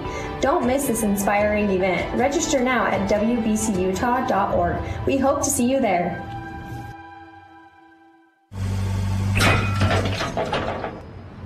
That's not good. What? Yep, your car's broken. Oh, come on. But we can fix it and get you back on the road quickly. Oh, I like the sound of that. Pro Auto Care in St. George can handle anything under the hood of your Honda, Acura, Toyota, and Lexus. From oil changes to major repairs, quality work at an affordable price. Check them out at yourproautocare.com. That's yourproautocare.com. I've said it before and I'll continue to say it. Lighting is the jewelry for the home. Here at Wilkinson's House of Lighting, we go to every effort to find the latest and greatest new ideas and styles in decorative lighting. You may find it interesting, but we really do get excited about great lighting. We've recently returned home from the latest lighting trade show, where we found a number of exciting pieces. Those items have been arriving and the showroom is filling up with fantastic new ideas that will make the statements you've been searching for. Come on in and get excited about lighting with us and see what's new. Wilkinson's, 88 East, 1160 South. Ace is the place with the helpful hardware, folks. You could wander around a warehouse store forever and never find a helpful face. Someone welcoming, neighborly, knowledgeable. At Bucks Ace, we exist to help others, and you can see it in our faces. Hi, I'm Patrick. I've always enjoyed meeting new people, and there's no better place than Bucks Ace Hardware to do that. That's why I love my job. Come see me at Bucks, and let us show you why we're the most helpful hardware store in all of Southern Utah. Ace is the place with the helpful hardware, folks. The annual Fill the Bus school supply donation drive is going on now at Findlay Subaru. Take your donations of school supplies, including things like juice boxes, crackers, socks, and underwear, to Findlay Subaru before August 31st and help make a difference for local students. We live in a wonderfully prosperous community, but there's still a significant need for school supplies. Your contributions will fill the bus and fill their hearts. Fill the Bus is brought to you in part by Fabulous Freddy's Car Wash, homemade ice cream, and your friends at Findlay Subaru. Together, let's drive success for our kids. It's fabulous. So fabulous. Fabulous your car sparkling clean and to save big on gas? Now you can go unlimited for as low as $20 a month. That's right, get your unlimited car wash pass and save 20 cents per gallon on gas. But wait, it gets even better. The higher the wash package, the more you save. Up to 40 cents per gallon every time. Don't miss out on these incredible savings. Fabulous Freddy on River Road or North Bluff in St. George. Go unlimited today. Let's wash our cars at Fabulous Freddy's. You're listening to the InfoWest Halftime Show. Get a lightning fast look at the first half stats, big plays, and scores from around the region. Welcome back inside the broadcast booth at Walbrook Stadium. It is time for the InfoWest Halftime Report. You can check them out, the internet people, for the fastest internet in southern Utah. Go to InfoWest.com. If it were not for InfoWest, we wouldn't have the internet in southern Utah, right? They brought it to. I remember dialing up the old dial-up back in the day and waiting about 10, 20 minutes for the internet to connect, but it's gotten a lot better now. Go see them. InfoWest.com, best internet in southern Utah. Did you have to ask your parents permission to get online? Yeah. Okay. Mom, get out the phone. I need to illegally download a song on Kazaa, Napster, LimeWire, you name it. But, man, those were the days, weren't they? Simple days. We had technology, but it wasn't like overbearing. It was amazing. Those were the times. I couldn't tell you. I was definitely more of an iTunes kid. Let's dive into our InfoWest halftime report, and let's lead off with some Wilkinson stats. We've got some team stats for you, courtesy of the Pineview stat crew up here in the booth. Take it away, Rustin. What you got over there? No, appreciate them sharing this information with us right now. From a team standpoint, the Dixie Flyers, 7 first downs in this ball game, 16 carries, 60 yards. Good majority off of Rand Sawyer. 2 grabs, 45 yards. The biggest one, of course, was Wyatt Truman uncorking one earlier in the game. But Dixie hasn't passed a ton tonight. When they have, they've made it count. Evident right there, 2 receptions, 45 yards, 45 passing yards all together. Truman's 2 of 4 on the night. No touchdowns, no interceptions from an air standpoint. 3 penalties for negative 33 yards for this Dixie team. They're 1 of 4 on 3rd down, 1 of 1 on 4th down. And as far as red zone efficiency goes tonight, well, they've been pretty gosh dang good there with Rand Sawyer running from a direct standpoint. That Wildcat, ironically enough, Carrick, all of our scores tonight have come from that direct snap, whether it be Fia or Rand Sawyer for both these teams. 2 guys, basically the same personnel, 2 touchdowns for them apiece. For Pineview, they are looking at a little something like this. First downs, a whopping 13 for PVHS. They've looked incredibly impressive. 104 ground yards, and this comes with your main running back injured in the first quarter. You've had to kind of rely on sophomore Gwilliam. He's done a great job bringing in someone like Fia in the red zone in terms of carrying that football. 5 grabs, 89 yards for this team. Levi Shaw is 5 of 9. Doesn't have a touchdown quite yet. Had that pick in the red zone, but he's made some big-time plays earlier. 1 penalty for 5 yards for Pineview. They're 5 of 6 on 3rd down in this ball game. They've had the football for about 24 minutes, 40 seconds, which, if I remember Dixie stats, is about 8 more minutes than the Dixie Flyers have. They've been much more methodical, meticulous with their drives downfield. And, well, your scores, back and forth we go, and what is a 14-14 ball game here at the break? It is your InfoWest halftime report. Those are your Wilkinson stats. Lighted up Region 9 since 1946. Wilkinson's House of Lighting has been a fan of all Southern Utah sports. We got lights, fans, and fixtures. Contractors and homeowners always welcome at Wilkinson's. They help us light up the stats here inside the InfoWest halftime report and all season long. You mentioned the efficiency, the red zone efficiency. You know, both teams scoring nearly every time they were in the red zone. Pineview just had the 1 miscue and the 1 errant pass from Shaw into the end zone that was intercepted. Otherwise, the Panthers still have a 7-point lead. If you're Pineview, though, you got to be feeling pretty good about where you are. Offensively, they've been able to do, for the most part, pretty much everything that they've wanted to do on the ground. Obviously, again, our thoughts are still with Richardson. We hope he's okay. We'll get an update on him when we can, I'm sure, throughout the week. But talk about plug and play. It's Gwilliam, comes right in, the sophomore, and just talk about the effect that he's had for Pineview and this Panther offense. Just a shot in the arm when you thought maybe they'd be down a little bit after losing someone as important as Richardson. Well, it's such a big-time loss. We talked about how Richardson was the only guy, really, who had been tasked with running the football, this Pineview team, everybody else was on specialized plays. Everybody else was in unique situations, like we've seen with Fia down in the red zone tonight. So you bring in William, who's a true every down running back. You ask him to do a lot here, just a sophomore, and he's been excellent. Panthers right now, over 100 yards rushing. That is massive. Well, they've been able to hold Dixie under 50 in the first half. The biggest part about it, though, Carrick, bringing in a young running back, that can be tough sometimes. What makes it easier is when you have faith in that young running back like Pineview does, and when your offensive line is doing work. The Panthers 5 up front, whether that includes Jacobs at the tight end spot here and there, they've been really solid. They've been getting good push off the get-go tonight. Every time that ball snapped, they seem to be given a little bit of, they give their running back a little bit of room every time. Even when it seems like it might be a 1-yard, 2-yard gain, Williams able to kind of stumble forward for a couple more due to a friendly push in the back or due to a lineman being able to just take one more hat off of him. So you have to appreciate what he's done, but more so, I think it really helps to implement that new guy when the guys blocking for him are creating nice holes right now. We talk about Dixie trying to use guys, not just Rand Sawyer. You know, we've seen a healthy dose of a couple of guys. You've had Garrett Gilmore has had a couple of carries for Dixie. They've run a few other guys kind of on those jet sweeps, and so you can see Dixie trying to not just be all Rand Sawyer. How about Wyatt Truman and his bomb down the field earlier in the game? That was right on the money. Will we see more of that in the second half if Mother Nature allows? It looks like the rain is slowing. Wind is kind of slowing.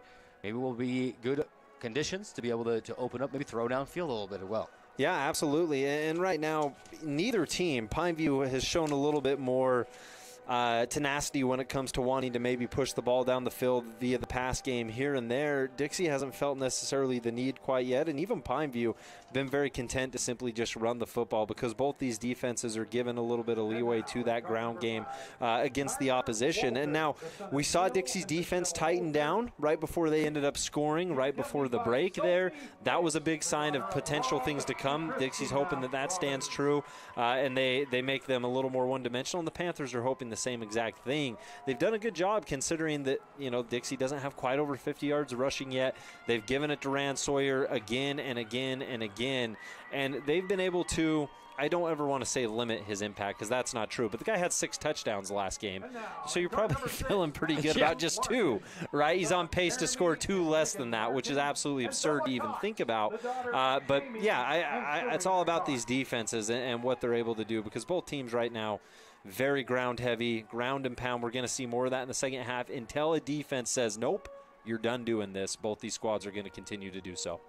14-14 at the half. It's the InfoWest halftime report. These have been your Wilkinson stats and scoring summary. Let's take another quick couple of minute timeout. When we come back, we'll wrap it up with some Hearst Hardware Region 9 updates. Again, Dixie 14, Pineview 14. It's homecoming, extended halftime break.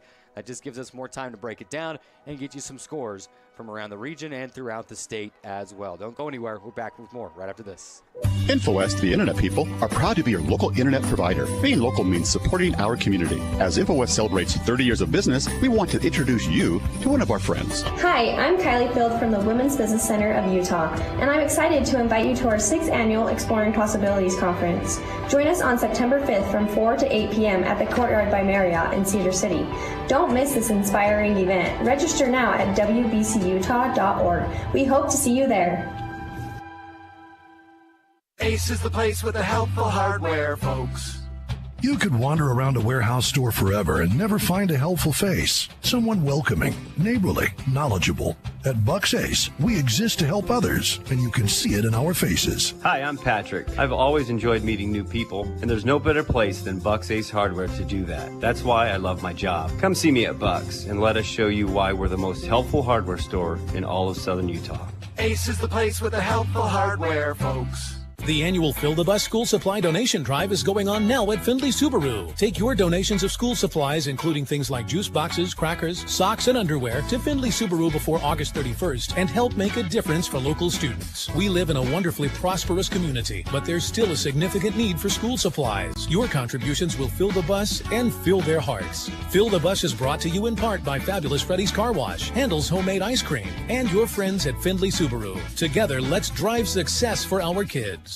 It's fabulous. So fabulous. Fabulous Want your car sparkling clean and to save big on gas? Now you can go unlimited for as low as $20 a month. That's right, get your unlimited car wash pass and save 20 cents per gallon on gas. But wait, it gets even better. The higher the wash package, the more you save. Up to 40 cents per gallon every time. Don't miss out on these incredible savings. Fabulous Freddy on River Road or North Bluff in St. George. Go unlimited today.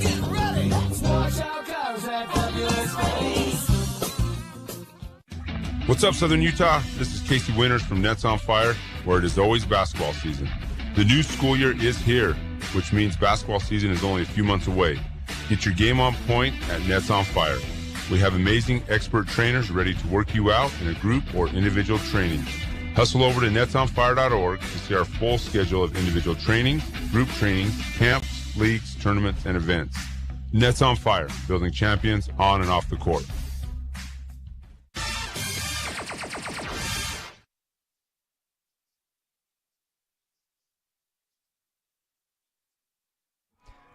Welcome back to Waltbrook Stadium, the InfoWest halftime report. The homecoming king and queen, they're getting their police escort out of the stadium. That was kind of fun to see royalty selected inside Waltbrook Stadium. We got some football to talk about, though. Just a couple minutes left in our InfoWest halftime report. Carrick Segmiller, Rustin Burnside with you. Time for your Hearst Hardware Region 9 updates. And they go like this. I think it's just about halftime over at Crimson Cliffs. 21-0, the Mustangs leading the Warriors. And up in Cedar, up by 15.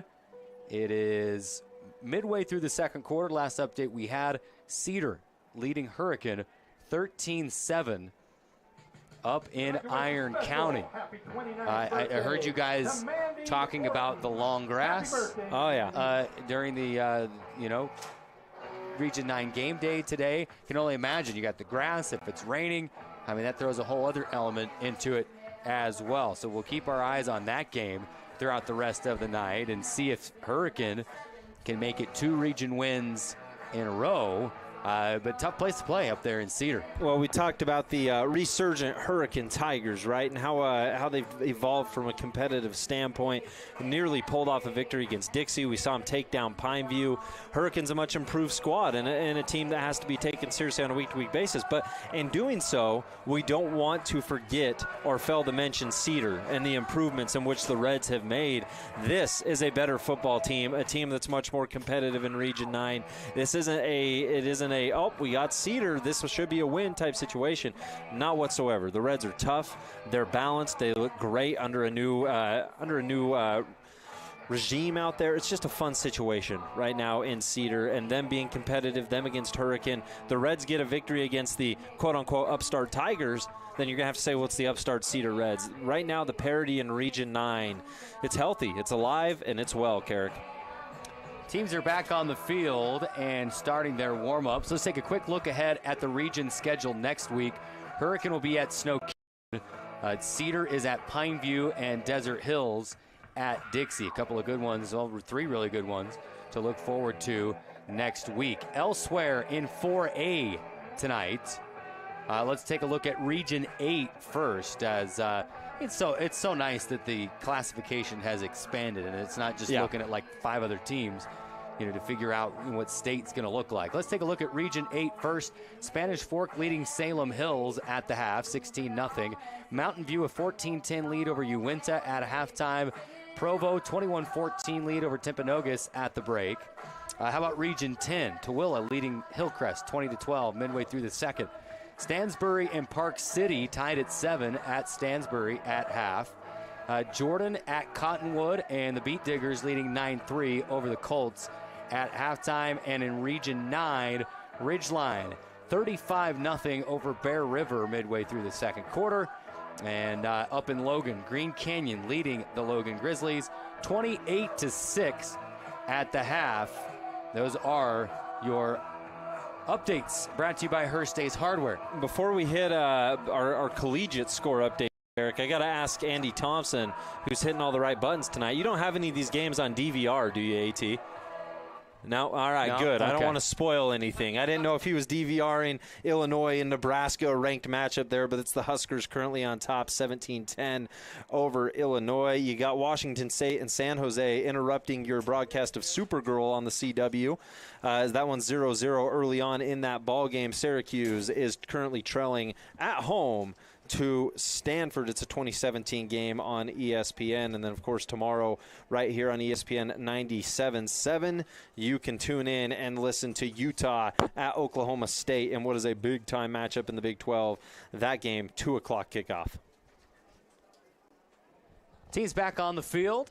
It is time for a new quarter of football. 12 minutes up on the clock, the Nets on Fire clock. And we are tied at 14-14. Pineview going to kick it away. Crowd mic back on. You're listening to the sounds of the game as well. Pineview going to be kicking right to left across your radio dial. Dixie returning it left to right. Eric Segmiller, Rustin Burnside with you on the air. Big game James Guerin running the camera. He deserves a bonus tonight for working through the monsoon up on top of the booth. AT pushing the buttons, making things run on the video stream side and on the radio. He's pulling double duty. Yeah, I think he's getting extra radio, board hopping, and video producing. Wow, extra poo-poo chicken for everybody. Yeah. Big time. Did we ever see any of those gift certificates come through? That's hush. That's oh, okay. No, we didn't. Short kick. It's going to bounce. Will it go out of bounds again? It does. Second time tonight, Pineview is kicked off out of bounds. No time runs off. Nobody touched the ball. Clock didn't start. First and 10, Dixie. But here we go. It'll be first down and 10 for the Flyers at their own 35-yard line. Remember Wyatt Truman first half as he trots out onto the field. 2 for 4, only 4 pass attempts. One was a deep bomb that he uncorked earlier. Had a pass that went right through the hands of Ochoa. Of course, expect more Rand Sawyer, but Truman might have more passing opportunities in the second half. Give to Sawyer. Sawyer finds a hole in between the right guard and tackle and twirls forward for a decent pickup right from the get-go. Second down. 5. Thank you for that, Rustin. Big assist by Andy Thompson, by the way. I couldn't find my Dixie roster. It was gone. Get blown and Andy away. found it. So more poo-poo chicken for AT. Second down. Here's Sawyer again. Big head of steam up the middle. Nearly falls. Sticks out the hand. Stays on his feet. He's across the 45 to the 44-yard line of Pineview with 11:30 to play in the third. You always wonder what it would look like if Region 9 had their own version of angry runs that you see on the NFL Network, right, with those ball carriers putting down the shoulder, getting extra yards after contact. But through Rand Sawyer, McCord, Christiansen, Richardson, multiple guys would qualify for that award on the weekly. Snap to Truman, gives to Sawyer, and this time he's swallowed up at the line of scrimmage as Pineview met him. First player to him off the right edge. That was a big-time pursuit there from Eli Nilsson, one of their premier defenders. He got to him first, held on for dear life, did a great job keeping him behind the line of scrimmage, making this second down and 11. Second down and 11. Ball moves back to the 44-yard line. Snap to Truman, give to Sawyer again. Off tackle right side, has a hole, hurdles a man. He's at the 20, 10, 5. Will he get there? Not quite. He's down at the, they say he stepped out of bounds at the 5, but we have a flag on the play. My, oh my. We get another look at the hurdle. And he's tackled and brought down inside the 5 to the 3-yard line. I think the referee was marking where the flag was. Trying to take a look at that and see. I didn't really see like there was much contact going on when the flag came out. I mean, I'm not sure what transpired to ultimately throw that flag.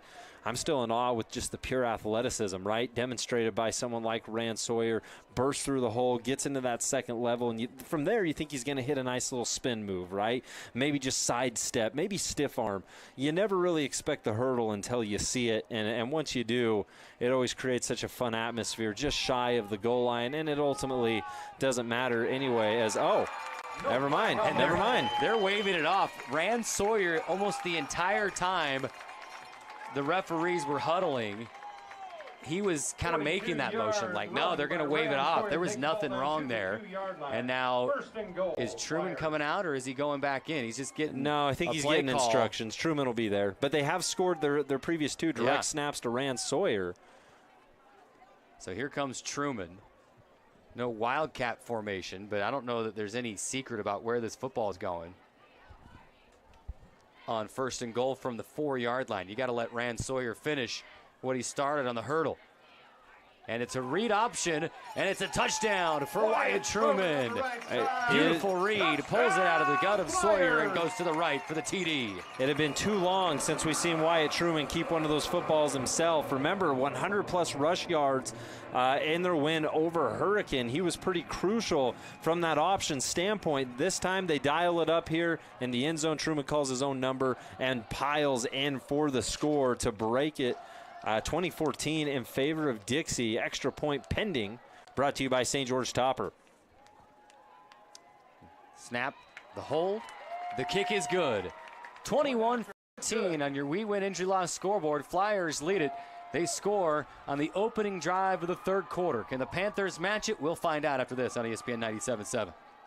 Flynn Companies in St. George provides commercial building services to all of Utah. They bring your vision for the building to life without compromise. Flynn's customers have come to expect innovative solutions backed by unparalleled technical expertise and a disciplined approach to project building. Flynn Companies is a proud booster of the Southern Utah community and has literally helped to build it.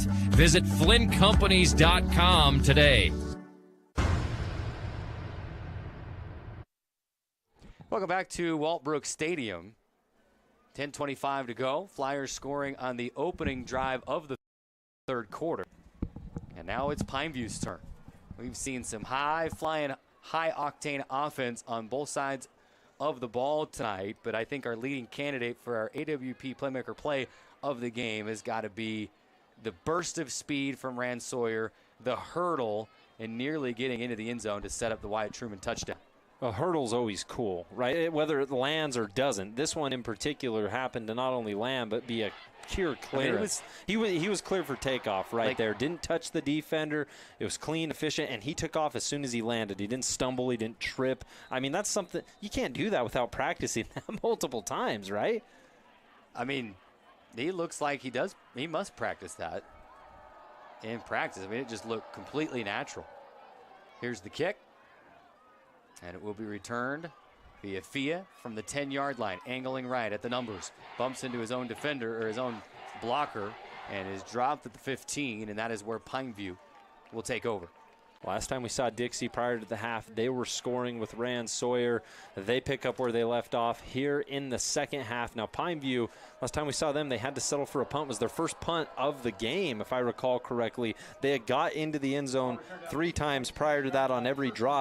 So it was the first time they were really kind of held in check.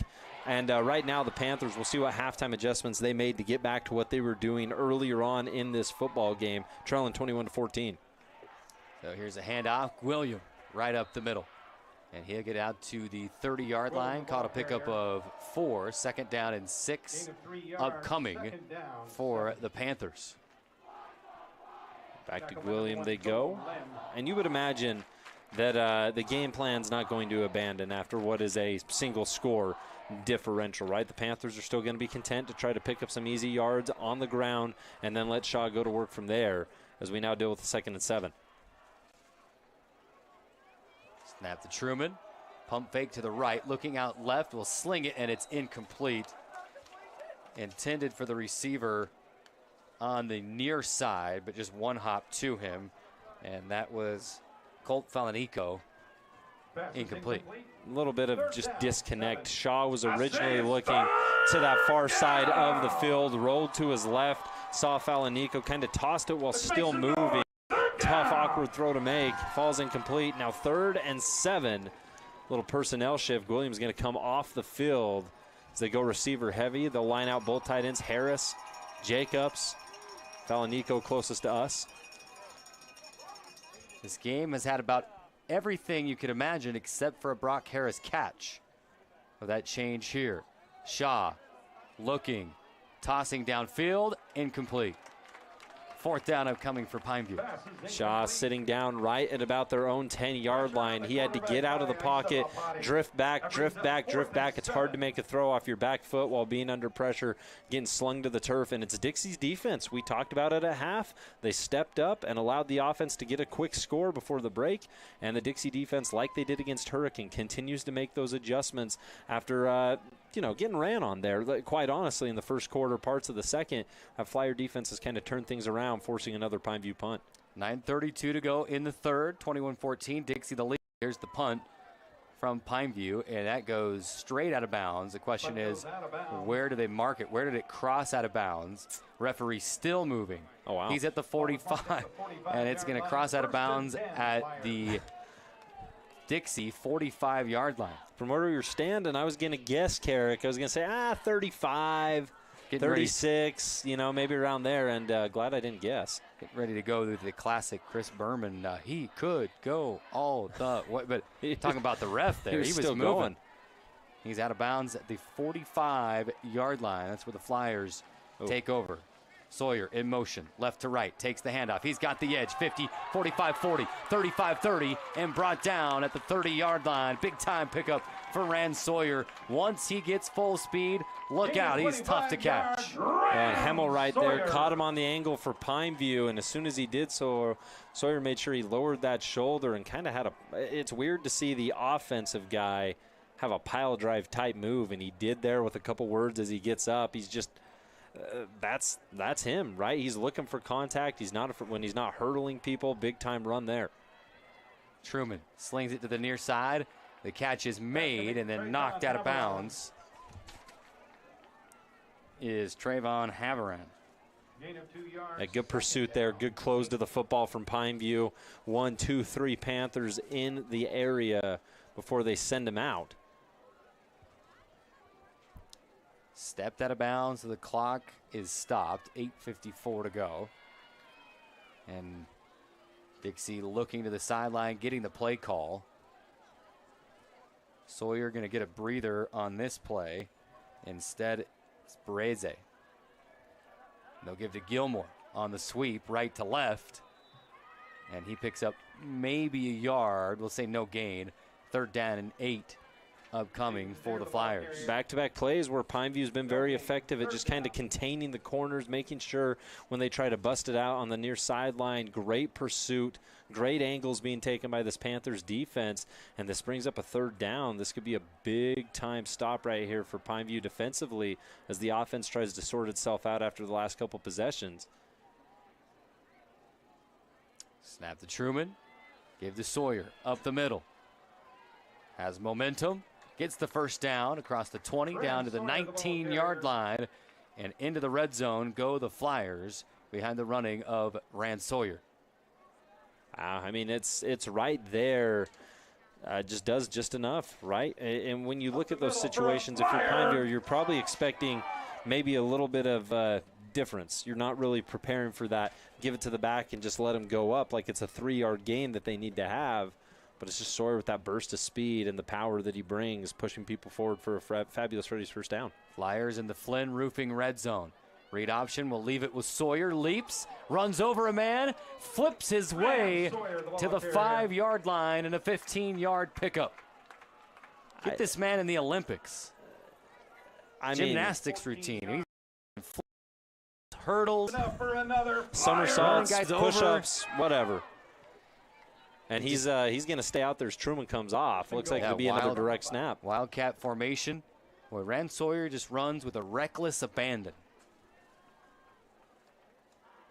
1st and goal. High snap. Brings it down. Feeling his way, he slipped. Goes to the turf. About one of the only things that can stop him is the turf monster.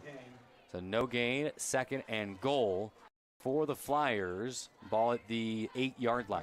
He was trying to cut back there. He saw Curtis closing in, and he saw Durst coming in both quickly and had to make a change of direction. That quick change of direction, Plant, like you said, foot slipped. He ends up going down. Good pursuit there from Curtis and Durst. With 7:13 here in the third, clock continues to move in a 21-14 game. Dixie on top. Truman back in shotgun formation. Read option. Going to keep it again. Truman on his feet. Running. And he's into the end zone. Around the left edge. He beats the defender across the goal line. And the Flyers with a 2-score lead. Wyatt Truman has been special here tonight, just when it's came to, Rand Sawyer, all eyes on him, right? You're worried about him. You're wondering what's going to go down. And Truman just has the ability to pull that football and get 5 yards, 10 yards. And when you're in the red zone like that, that's all you need. Truman's made it count back-to-back times, and this could make it a 28-14 ball game. High snap brought down. And a good hold, a good kick, and it's 28-14 on your We Win Injury Loss scoreboard. 7:01 to play in the third quarter. We'll be right back. There's no better time to bring the timeless quality and dependability of GE appliances to your home than right now with your local appliance experts at Appliance Wholesalers Plus. Save on premium finish options that you won't find anywhere else, and features that help you spend less time doing chores and more time doing what matters to you. Now's your chance to save big on select GE appliances. Visit your local appliance experts at Appliance Wholesalers Plus or shop online at appliancewholesalersplus.com. Basketball athletes, now's the time to start your preseason speed, power, and vertical jump training program at Intermountain Sports Performance and Nets on Fire. Our all-new velocity-based training program will get you results faster than ever before. Call us at 435-251-2299 to schedule a free training trial and get started today.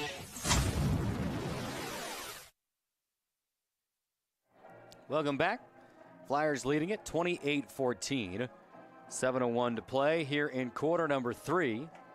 Still a ton of football to be played. So Pineview down, but not out of this thing. Go down and score it, make it a one-possession game, and it's anybody's ball game. Dixie proved that just a couple of weeks ago at Hurricane, Rustin, as Hurricane held a 2-score lead in the second half. Same and then score. Dixie came flying back and won the football game.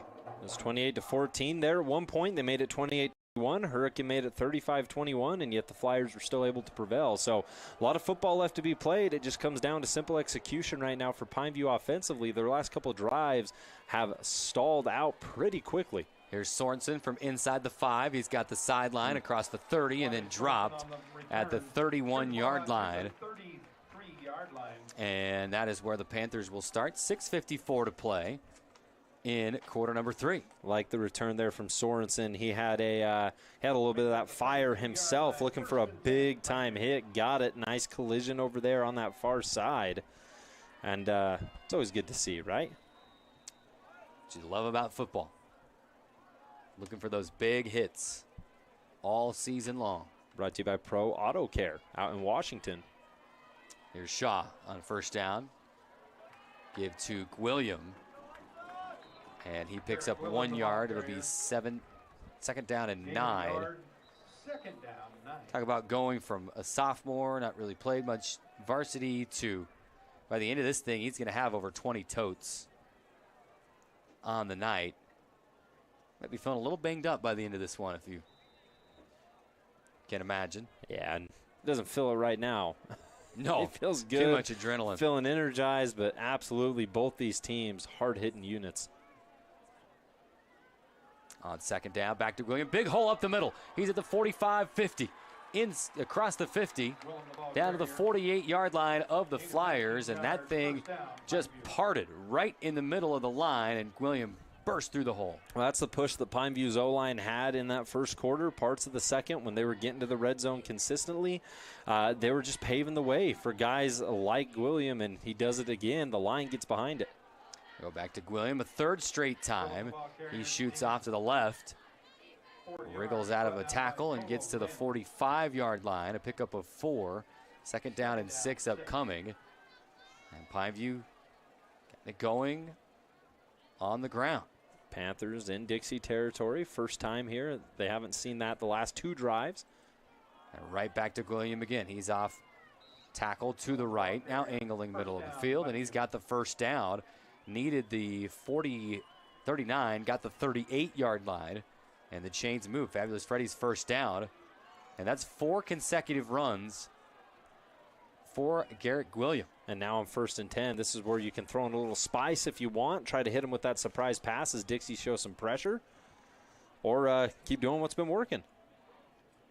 And here we go. Back to William again, a 5th consecutive play, and he still picks up 4 yards on it. And 5 plays, 5 Garrett William runs on this drive. We see the Panthers using that same urgency that we witnessed early on in this ball game when they were moving pretty quickly down the field, making things happen. Pineview wasting very little time. Obviously no huddling for this Panthers group. You just turn around, you look at the sideline, and you get directions and go from there. 2nd down and 6.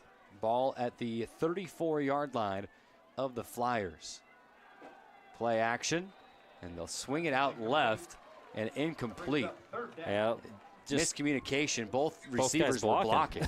That's what I saw too. Just turn, throw it out. Somebody was supposed to be on the receiving end of that. Instead, both were trying to spring the man open. Falanico and Jacobs out there in the area, but both had locked up with defenders. Both were good blocks. They're great blocks. They were kind of pushing them back to the inside, so maybe they were expecting a sweep around that edge. We'll see what they draw up on 3rd down and 6. Perhaps 4-down territory. Hard count. The entire Dixie defensive line jumps. Question is, was there movement on the O-line first? We're about to find out. Yeah. You see the leadership from someone like Asa Lapati coming in, talking to his guys, saying, we're okay here. I don't know. And it is going to go against Dixie.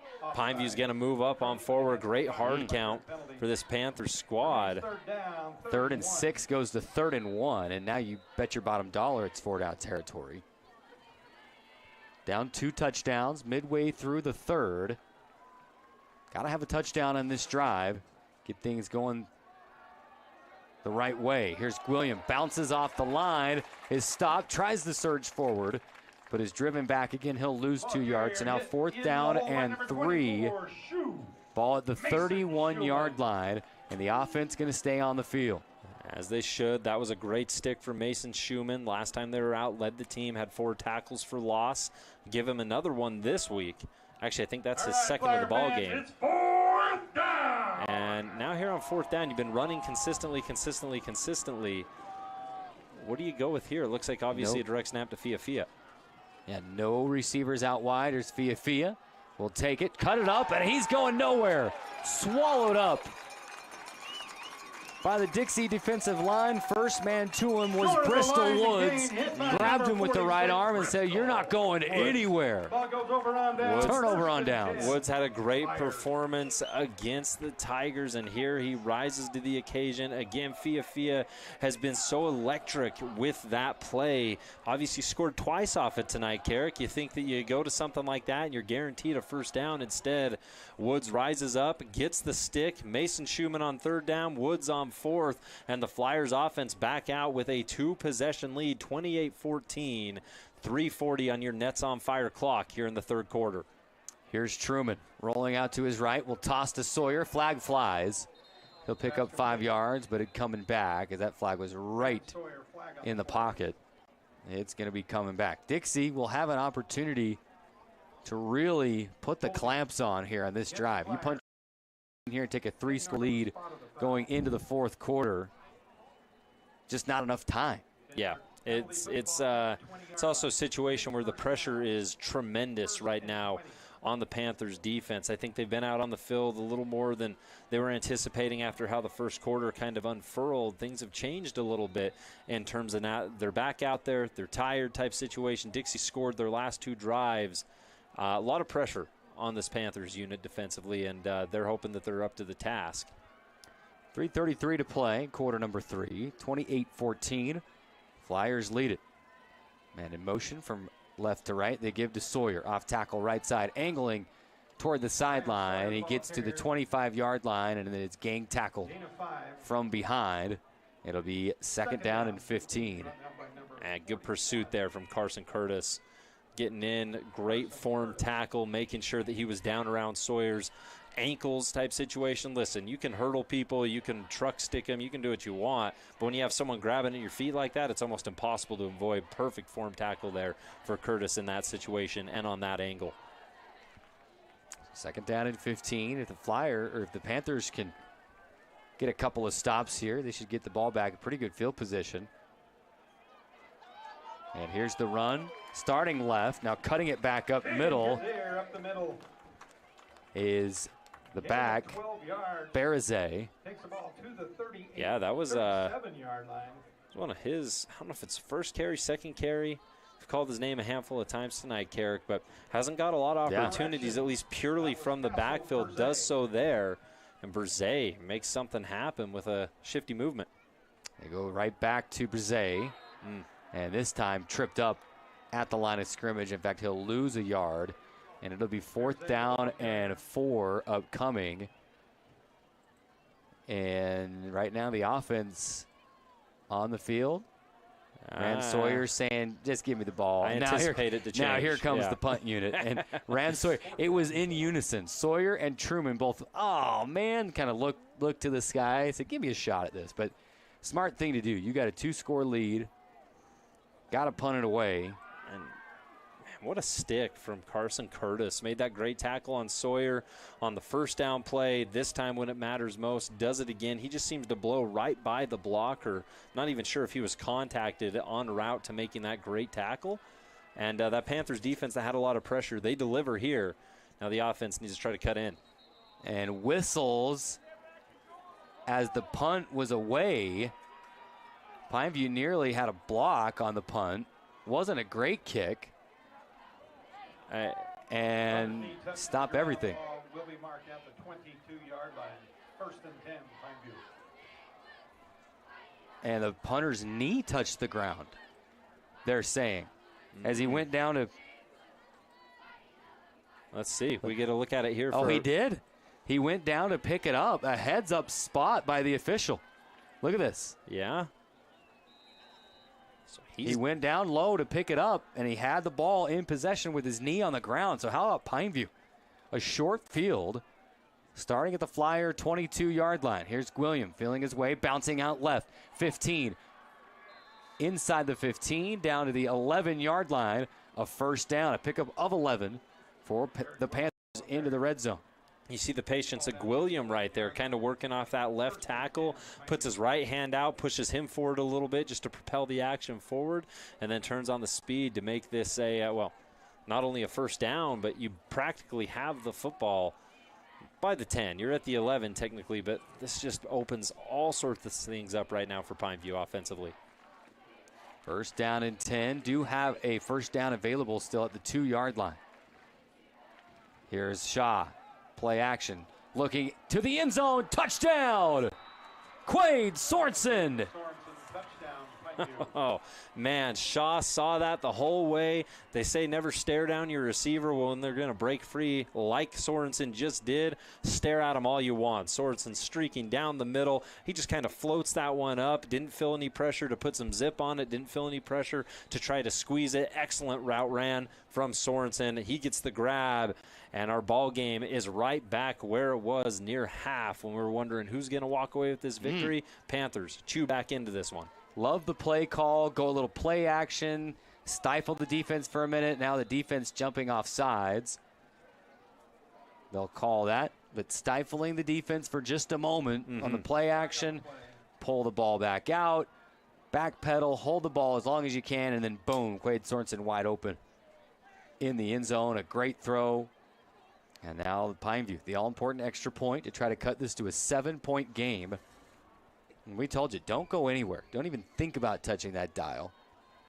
Because Dixie with a 2-score lead, this game was far from over. Well, that was Shaw's first passing touchdown of the game. This is a guy who's normally good for just under 3, just shy. It's like 2.8 or something along those lines, Carrick, and this is his first one. If trends continue, I mean, he should get another one before night's end, right? And what is a 28-20 game? Extra point's going to be about as close as you could want it after the penalty. They'll line it up. It's set for the extra point. High snap. It's brought down. And it is up. And it is through.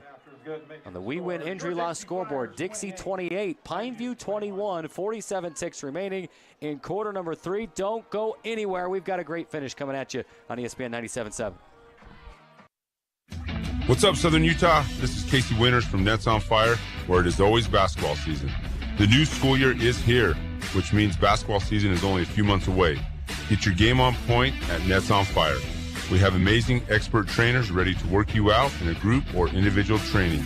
Hustle over to netsonfire.org to see our full schedule of individual trainings, group trainings, camps, leagues, tournaments, and events. Nets on Fire, building champions on and off the court. There's no better time to bring the timeless quality and dependability of GE appliances to your home than right now with your local appliance experts at Appliance Wholesalers Plus. Save on premium finish options that you won't find anywhere else, and features that help you spend less time doing chores and more time doing what matters to you. Now's your chance to save big on select GE appliances. Visit your local appliance experts at Appliance Wholesalers Plus or shop online at appliancewholesalersplus.com. Welcome back to Walbrook Stadium. 28-21. The Flyers lead it. 47 seconds remaining in the third quarter, but Pineview cutting the lead to 7, making good use of a short field, and now they kick it back to the Panthers. Rand Sawyer back to return alongside Dane Dobler, and they're going to kick it out of bounds. That's the third time they've done that tonight. I mean, is this the high school version of, the NFL that just kicks a touchback every time now and they say, hey, we'll give you the 30? Yeah, just let's start here right at that. Well, and right now, too, for Dixie, this is a situation where it reminds me a lot of what happened earlier on in this ball game, Carrick. It was 14-7. Let me just paint the scene here for you. 14-7, Pineview on top. Dixie's defense was struggling to get a stop. They get a stop, force a bad punt, end up scoring off of it. Pineview's defense, after letting Dixie score the last 2 drives, does the same thing. Both these defenses, we talked about at the break how essential it would be for one of them to rise up. Here's a sweep from left to right. They give to Sawyer. Sawyer cutting inside. He's across the 40. And then drug down at the 41-yard line. We'll call it a pickup of 6. It'll be 2nd down and 4 upcoming. And the clock is rolling. I doubt Dixie takes another snap. It looks like Sawyer's cramping up, Sawyer, too. You're right. Sawyer is slow to get up. Offensive lineman says, hey, I was stretching him out, but I'll give it to a qualified professional. Both teams will go to their sideline. I was going to say Dixie may not take another snap. The quarter, there's 30 seconds remaining. Yeah, and I think, too,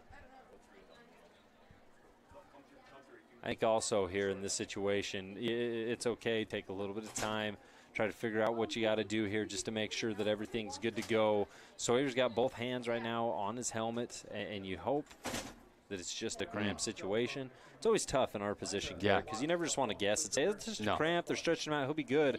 Because it was a similar situation to where, against Springville, right, where Sawyer got a little banged up in that game, tried to play through it, had a wrap up around kind of his right around his leg, and you could just tell he was hobbled, he was banged up, wasn't moving the same, and it impacted that ball game in a big-time way, especially for Dixie's offense. And you hope that that's not a similar situation with that.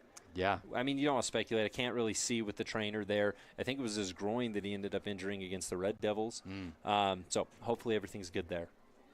30 seconds remaining. Let's do this. Let's take a quick timeout.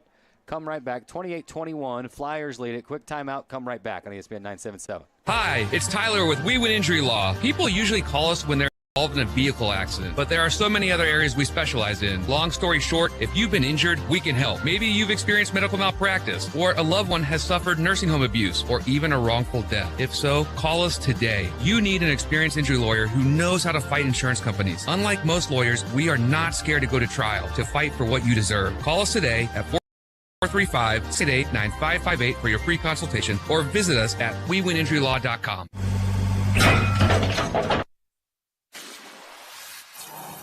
30 seconds remaining in the third quarter. Rand Sawyer is back up. He was able to walk off the field, so hopefully he's okay. Now they're going to wind the clock here. They are saying, referees saying, let's start it. With the play clock, I doubt they're probably not going to snap it here. That's what I was saying before the injury, is they'll probably just try to get to the fourth quarter. Yeah, pretty content to just hang out in their huddle right now. Hands on hips, take a breather. Unless they do the old trickeration where you clap your hands real quick and run up. Run up there. Well, we got 8 seconds remaining in the third quarter, and that should do it. 28-21. We've got a heck of a finish coming our way on your home for local sports. It's ESPN 97.7 FM, streaming live at sportsradio977.com. 28-21, Flyers with a 1-touchdown lead. We're back with the fourth quarter. I've said it before and I'll continue to say it. Lighting is the jewelry for the home. Here at Wilkinson's House of Lighting, we go to every effort to find the latest and greatest new ideas and styles in decorative lighting. You may find it interesting, but we really do get excited about great lighting. We've recently returned home from the latest lighting trade show where we found a number of exciting pieces. Those items have been arriving and the showroom is filling up with fantastic new ideas that will make the statements you've been searching for. Come on in and get excited about lighting with us and see what's new. Wilkinson's, 88 East, 1160 South.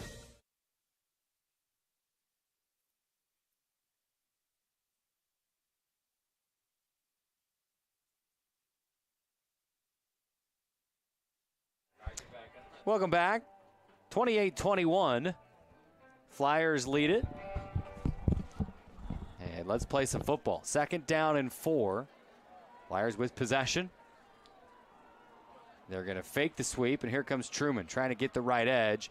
He can't quite get it knocked out of bounds. It'll be 3rd down, but a late flag flies out.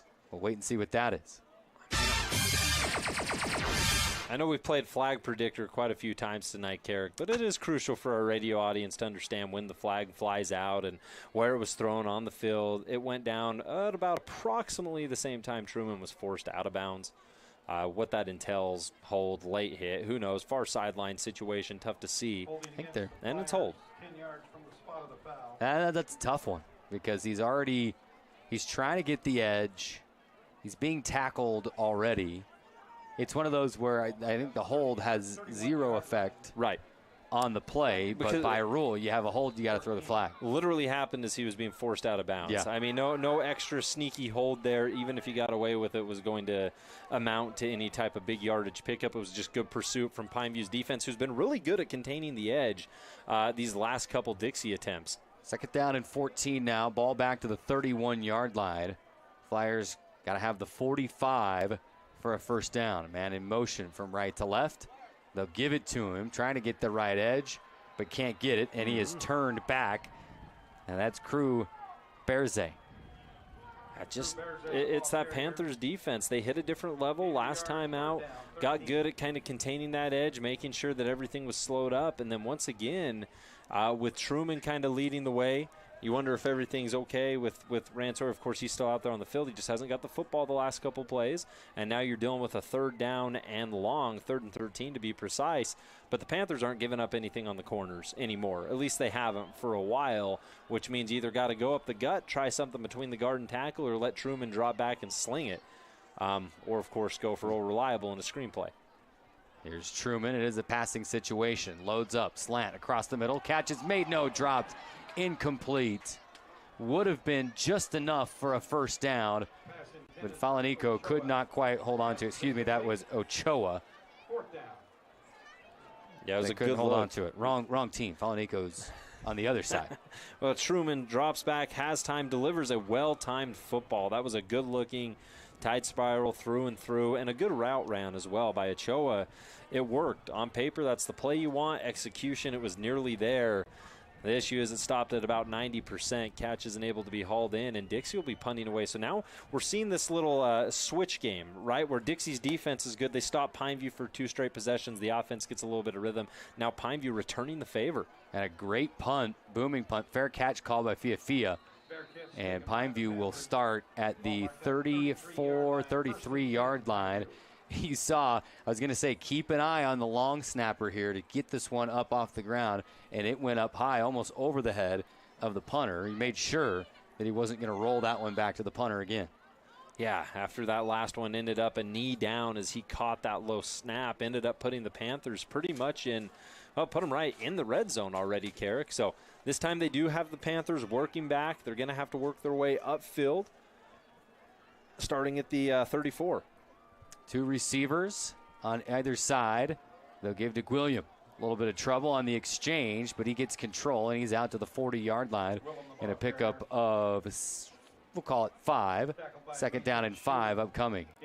Well, you have to appreciate the burst of speed that someone like Willem gets as soon as they hit the hole, right? Sometimes when you hit that, get into the trenches, you slow up and you try to power through, but it seems like he gets quicker as soon as he hits that, and he's always able to squirt free for about 3-4 additional yards.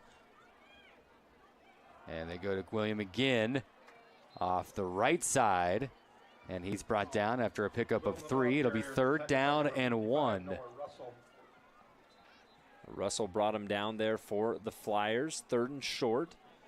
And Gwillem's just been able to consistently pick that up for you. But Dixie, last time you were in a short yardage situation, you do have a turnover on downs where the Dixie defense ended up basically kind of getting 2 big-time stops. Schumann had one, Bristol Woods had one. So we know they're capable of stopping it on 3rd and short, 4th and short. 3rd and 1. Pineview taking their time, maybe trying to drop Dixie off sides. Didn't work. Here's William, and he's swallowed up in the backfield. Willem hit in the backfield. Colo Lynn. Hit him number 1, Colo Lynn. And for Lynn, that's a big-time hit. We talked about Schumann and Woods and what they had done. This time, Colo Lynn doesn't want to be left out. That's a tackle for loss, bringing up a 4th down and a big one for Pineview as we do have an injured Panther on the field. One of their big guys up front who's done such an excellent job paving the way for the ground game today. Clock stopped at 9:13. It'll be 4th down for the Panthers upcoming. 28-21, Flyers with the lead. Let's step away. We'll take the break for the injury and come back. Wendy's knows everyone hates cold, soggy fries. That's why at Wendy's, they serve them up hot and crispy every time. Yep, Wendy's means always hot and crispy every single time. So don't risk going somewhere else. With natural skin-on potatoes, every order of hot and crispy fries is prepared to golden goodness and perfectly sprinkled with sea salt every time. Head to your St. George Wendy's today to get your hot and crispy fries and make every day a fry day. What's up, Southern Utah? This is Casey Winters from Nets on Fire, where it is always basketball season. The new school year is here, which means basketball season is only a few months away. Get your game on point at Nets on Fire, with amazing expert trainers ready to work you out in a group or individual training. Hustle over to netsonfire.org to see our full schedule of individual trainings, group trainings, camps, leagues, tournaments, and events. Nets on Fire, building champions on and off the court.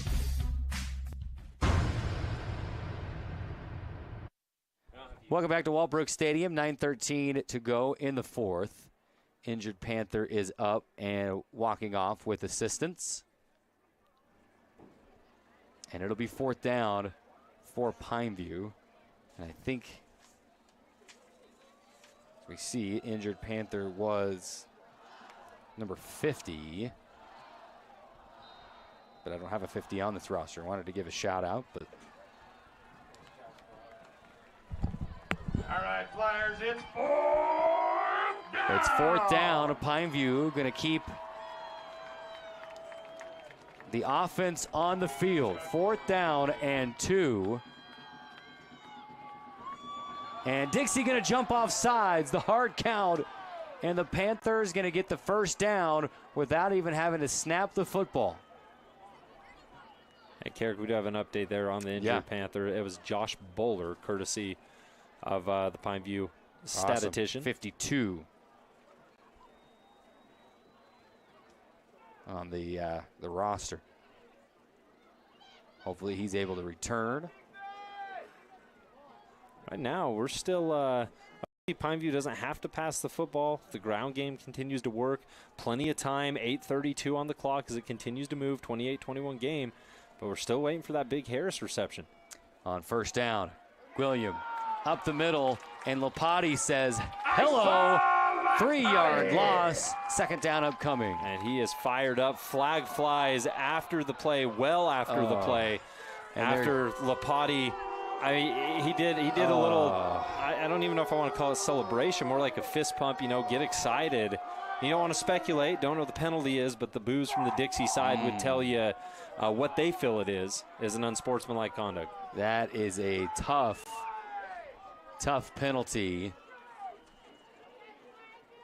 Referee deemed it just a little bit too demonstrative in the celebration after the play, and that is huge. Pineview going to get a first down into Flyer territory down to the 40-yard line. Yeah, not only do you forget the tackle for loss, but you move into Dixie territory down 7. Quade Sorensen in motion, right to left. They'll wait for him to get set. Now here's the snap.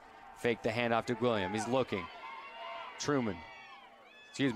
Shaw out to his left, firing to the sideline, and it's incomplete. And it was Brock Harris, the intended receiver. First time today. Think he got to it, but he made the catch out of bounds. Just on that sideline, tough one to haul in. Shaw rolling to his left, throwing with his right. Dixie collapses that pocket. He's got to get out of it. Not able to put quite the accuracy on that one that he hoped to. I believe it was Morby on coverage there. Brise for Dixie.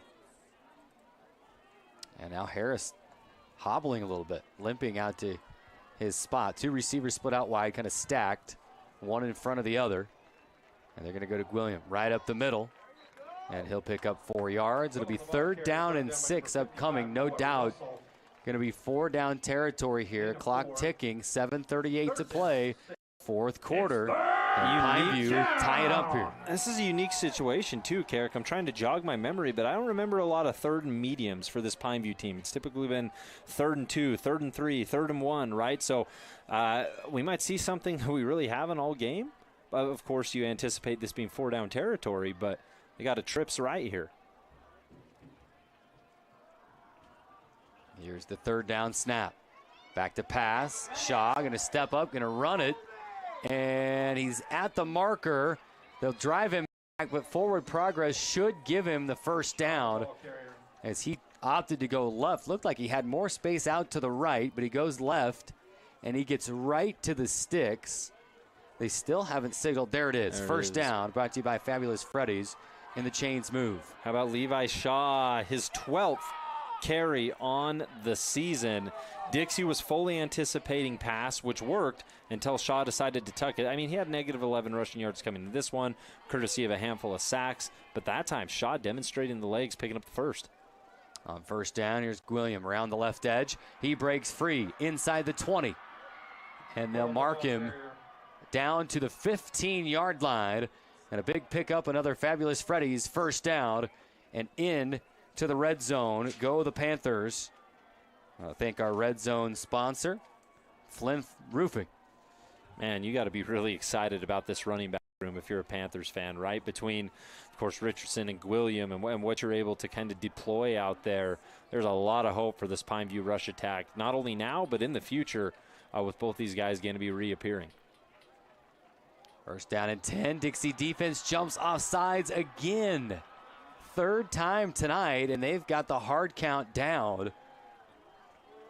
And the Flyers just antsy, trying to get through into the backfield. And that'll give 5 yards for the Panthers. First down and 5. Ball is at the 10-yard line. They have a first down available at the 5. Pineview is 3 for 4 in the red zone tonight. The one that they didn't get was an interception to Anzalone. Here's the snap. Big William, and he is swallowed up. A loss of 3. Ball carry hit in the backfield by number 52, Isa Fafita. Isa Fafita on the stop. We get another look at it here, and he was first through, first to the football, and a big hit. And we heard some Dixie fans joking afterwards, say, hey, don't smile. Yeah, you could don't see. Don't smile. Don't celebrate the hit. He went to fist pump right after and then stopped. Here's William right up the middle. Makes up a couple of the yards lost. Gets inside the 10, down to the 8. And it'll be 3rd down and 3 upcoming. Got to get to the 5 for a first down. 3rd down, 2. I feel like a broken record every time Pineview gets into the red zone. You have to pay attention to Brock Harris, 5 receiving touchdowns this year. He's excellent down here. And they're going to give Dick William, and he's tripped up in the backfield. He'll lose 3 yards back to the 10-yard line. 4th down and 5 coming, and decision time here with 4:45 to go. Both teams still with all 3 timeouts. Man, Mason Schumann, so good last time out. Dixie, of course, didn't play last week. The week before, they get hurricane after their game with Beaumont was canceled due to wildfires in California. Schumann was electric, led the team in tackles, 4 tackles for loss. And tonight, same old story, Carrick. He's been flying everywhere and puts the Panthers into a very awkward 4th down. 4th down. Pineview going to take a timeout. 4:28 to go. 28-21. Flyers lead it. Let's take a quick break, real quick break, and come right back for the 4th down play. Look, Mom! I drew you a dinosaur! Son of a brontosaurus! Not ideal. Your kid using Sharpie on the living room wall. Ideal. Ideal Home and Paint's Kelly Moore paint selection. Make your house, flaws and all, look its very best with a little help from Kelly Moore Paint and Ideal Home and Paint. Ideal Home and Paint, your local paint experts in Southern Utah since 1975.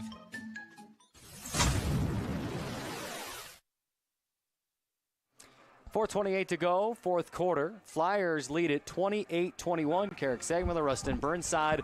The rain has started once more. And back to my wannabe weatherman dreams.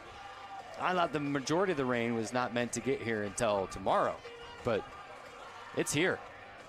Definitely played a factor down the stretch in the 2nd quarter. Now with 4:28 to go in the 4th, will it have an effect here? It's 4th down. They've yet to break the huddle, but I think Pineview is keeping the offense on the field. Remember last time we saw the rain come in heavy, Dixie had the ball in the red zone, not too far from where Pineview is now, and they had 2 bobbled snaps, 2 bad snaps there due to a little perspiration there on that football.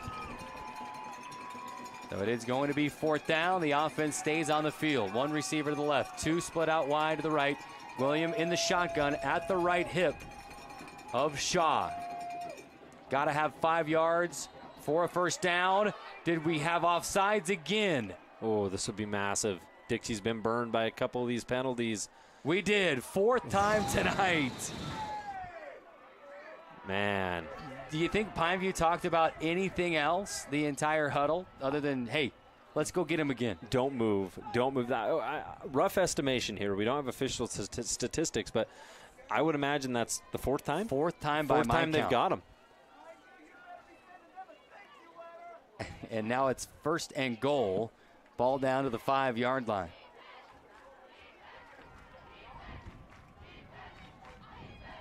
Here's a Wildcat snap to Fia. And he's inside the 5 down to, we'll call it the 2-yard line. 2nd and goal upcoming from the 2 for Pineview. 2 touchdowns for Fafia tonight, both from a similar play. They're going to keep him back there. I still don't see Levi Shaw. They're going to run a couple heavy blockers next to Fafia on 2nd and goal. 2nd down and goal from the 2. Wildcat formation, low snap. Fafia brings it up, runs into the line. 2nd effort. Did he get there? Referees running in, and they mark him down on the 1-yard line. Ooh. 3rd and goal from the 1. I was close, too. I mean, he got initially stood up there, kind of went low and tried to squeeze in between those trees and push himself across the plane. That was tight. Got to keep an extra guy back there, a little tush-push. Get him into the end zone, right? It works for Philadelphia. 3rd down and goal from the 1. Low snap, Fafia surges through into the end zone. Touchdown Pineview, 28-27. Flyers lead by 1, but we've got the PAT pending. For Fafia tonight, we wondered what was going to happen when Richardson went down, right? There was nobody else on this roster who necessarily had a ton of experience carrying the rock early up to this point of the season. You've had William come in and do an excellent job, but anytime they've gotten into the red zone, it's been Fafia. Time and time again, give him another one. That's 3 scores on the night, Carrick, and it comes at a very crucial moment. We're an extra point away from tying this up at 28, 3:21 on the clock for the Flyers. Plenty of time. What was the final in this game last year? 29-28. 28. Dixie prevailed by 1. And it was Dixie making a late comeback in that ball game. And we've got a timeout on the PAT attempt. Pineview. Ooh, I sent him. That's kind of big. It was Pineview that took the timeout. Oh. That was their 2nd timeout of the drive. They're going to have 1 left for the rest of the game. And timeout. We'll keep it right here because we're going to have the break here in just a moment. But 3:21 to go, 28-27. Pineview trying to tie it up. Of course, the rain is coming down once more. So you got to take maybe just a little extra time and make sure long snapper, holder, everything on the same page, dry off the hands, make sure you're ready to go. Or maybe, just maybe, are they drawing up some sort of play to go for two and try to take the lead? Man, I would doubt it. Kicker's coming out onto the field. Yeah, I anticipate just a regular goal PAT try. A lot of teams end up finding great success by trying to do a little extra, but more often than not, right, statistics say that it's in your best interest, probability-wise, to just kick the extra point and let your defense, who's been good the last couple times out, try to give your offense another opportunity. But yeah, 29-28 last time these guys played. Pineview ended up kind of blowing a lead that Dixie overcame. It was a 20-7 fourth in favor of the Flyers last year. Right now, it's the Panthers who have that fourth quarter momentum. Low snap. The hold is there. The kick is up and good. Snuck it inside the left upright. We are tied at 28 on your We Win Injury Law scoreboard. 3:21 to go in the fourth. Don't go anywhere. We're tied. We've got the finish right here on ESPN 97.7. Ace is the place with the helpful hardware, folks. You could wander around a warehouse store forever and never find a helpful face. Someone welcoming, neighborly, knowledgeable. At Bucks Ace, we exist to help others, and you can see it in our faces. Hi, I'm Patrick. I've always enjoyed meeting new people, and there's no better place than Bucks Ace Hardware to do that. That's why I love my job. Come see me at Bucks and let us show you why we're the most helpful hardware store in all of Southern Utah. Ace is the place with the helpful hardware, folks. 3:21 to go in quarter number 4 on your Nets on Fire clock. 28-28. We are tied. What did we say just a few minutes ago, it seems like, Rustin? When this game was a 28-14 Dixie lead, we said, hey, don't count your chickens before they hatch, because we've seen comebacks involving this Dixie team on the other end of it. Yeah. As they raced back to defeat Hurricane a few weeks ago, and now we are tied at 28 with 3:21 to go. Something to keep an eye on here on the ensuing kickoff. We've had 3 different times, I think, Carrick, in which this ball has ended up going out of bounds, giving Dixie a little nicer field position. Obviously, you want to make sure you keep it away from someone like Rand Sawyer and the explosive ability that he has. And they are going to just kick it to the side again, but this time it's going to be caught. And then the returner falls on it across the 21 at the 22-yard line just about. It's the tight end Johnson. Where Dixie will take over.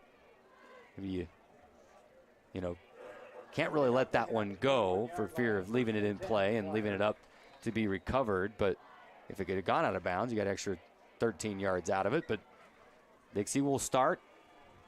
They mark it at the 21. Look at Asa Lapati in there. And he's out blocking for Sawyer. And he'll slice and dice his way for 3 yards off the left side. 2nd and 7. Ball out to the 24-yard line. Flyers have all 3 timeouts. 3 minutes to go. Plenty of time.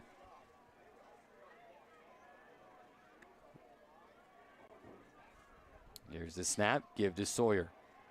Lowers the shoulder, spins off of a defender. He's got the first down, and then an extra yard across the 30 to the 33-yard line, and the chains will move. Fabulous Freddy's first down, 2:47 to go. Dixie moving, not wasting too much time. And here's the thing right now, Carrick, I really believe that Pineview's defense has made adjustments to really contain that edge, right? The ball wasn't whipping around that corner like it was in prior quarters.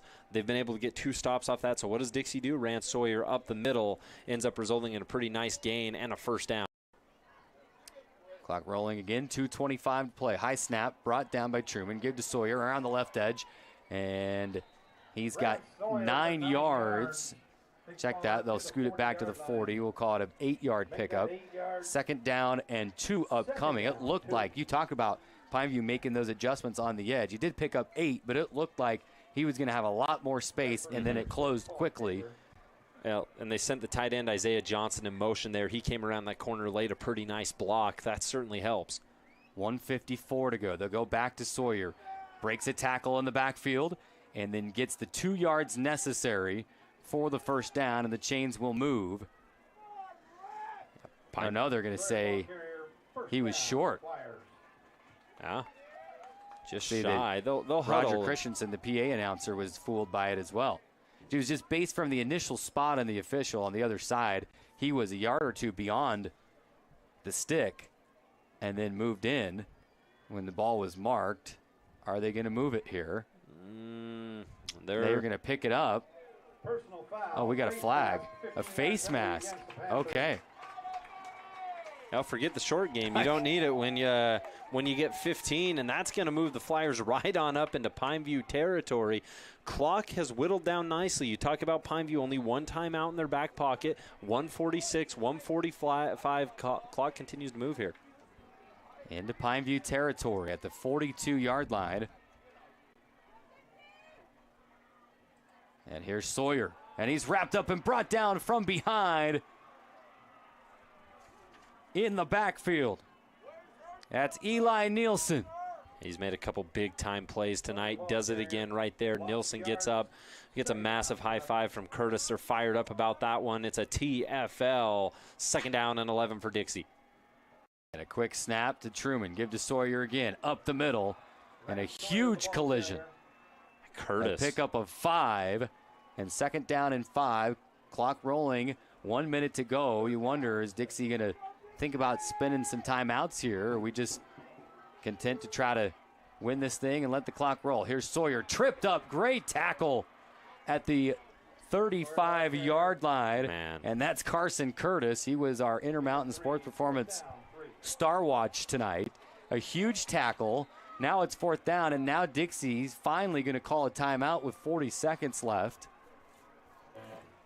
I can't say enough about Carson Curtis, Eli Nielsen, these type of guys right now for the Panthers. We get a great look at it here. It's just Curtis slipping through. You think you got a hat on him, you think he's blocked up, and then when you blink, he breaks through, makes the tackle, and it's an excellent one, too. Nobody is harder to tackle, not even in region, maybe the state of Utah, than Rand Sawyer with a little bit of space, and Curtis has done it multiple times tonight. You have to appreciate that effort that he's shown forth. Timeout's brought to you by Dixie Chiropractic. Take a timeout with Dixie Chiropractic. Most advanced technology and expertise in St. George. Proud sponsor of Region 9 Athletics. 40 seconds to go. It's 4th down and 3. Ball at the 35-yard line. Got to have the 32 for a first down. 2 timeouts left for the Flyers. Should they convert here and extend the drive? Pineview has 1 timeout. If you can get a stop, you'd have probably 35 seconds or so to try to get down the field and try and score. Or would you just play for overtime? First things first, you got to get the stop first, and Dixie trying to extend here. The big thing here is Dixie is going into the wind, so I think that unless you can get real close, it kind of takes a field goal out of it. They're going to line Sawyer up as of now. If he comes in motion, is to be seen, but watch him. There he is. In motion, right to left. He'll take the sweep. He is hit and driven back. Didn't get it. No gain. Turnover on downs. Pineview going to get the ball back with 34 seconds remaining. If Pineview wins this game, Carson Curtis has to be your MVP. This is a guy who 3 straight plays, him and Eli Nielsen. Dixie had a little momentum. They were moving down the field, had a chance to go down and win this ball game, and Curtis decided he had had enough of it. He has single-handedly burst through and stopped one of the hardest guys to tackle in the entire region consecutively right now. Curtis down. He knows Sawyer's going to run into him. He knows he's going to take a very, very bad hit. Doesn't matter. He has stood strong tonight, and that was big time. For Pineview, 34 seconds is what you got. The wind at your back. It is raining. 1 timeout remaining. Probably just going to give it to William here. You didn't want to risk a pick 6 going the other way. Here's William, right up the middle. Still on his feet across the 40 to the 43-yard line. And do they spend the timeout, or are we playing for OT here?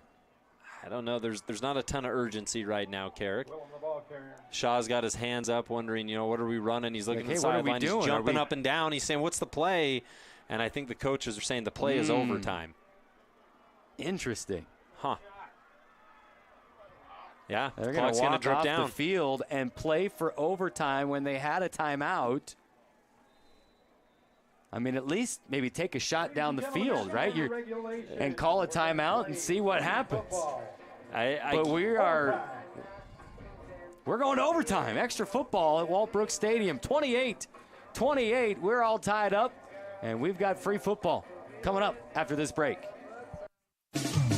Wendy's knows everyone hates cold, soggy fries. That's why at Wendy's, they serve them up hot and crispy every time. Yep, Wendy's means always hot and crispy every single time. So don't risk going somewhere else. With natural skin-on potatoes, every order of hot and crispy fries is prepared to golden goodness and perfectly sprinkled with sea salt every time. Head to your St. George Wendy's today to get your hot and crispy fries and make every day a fry day.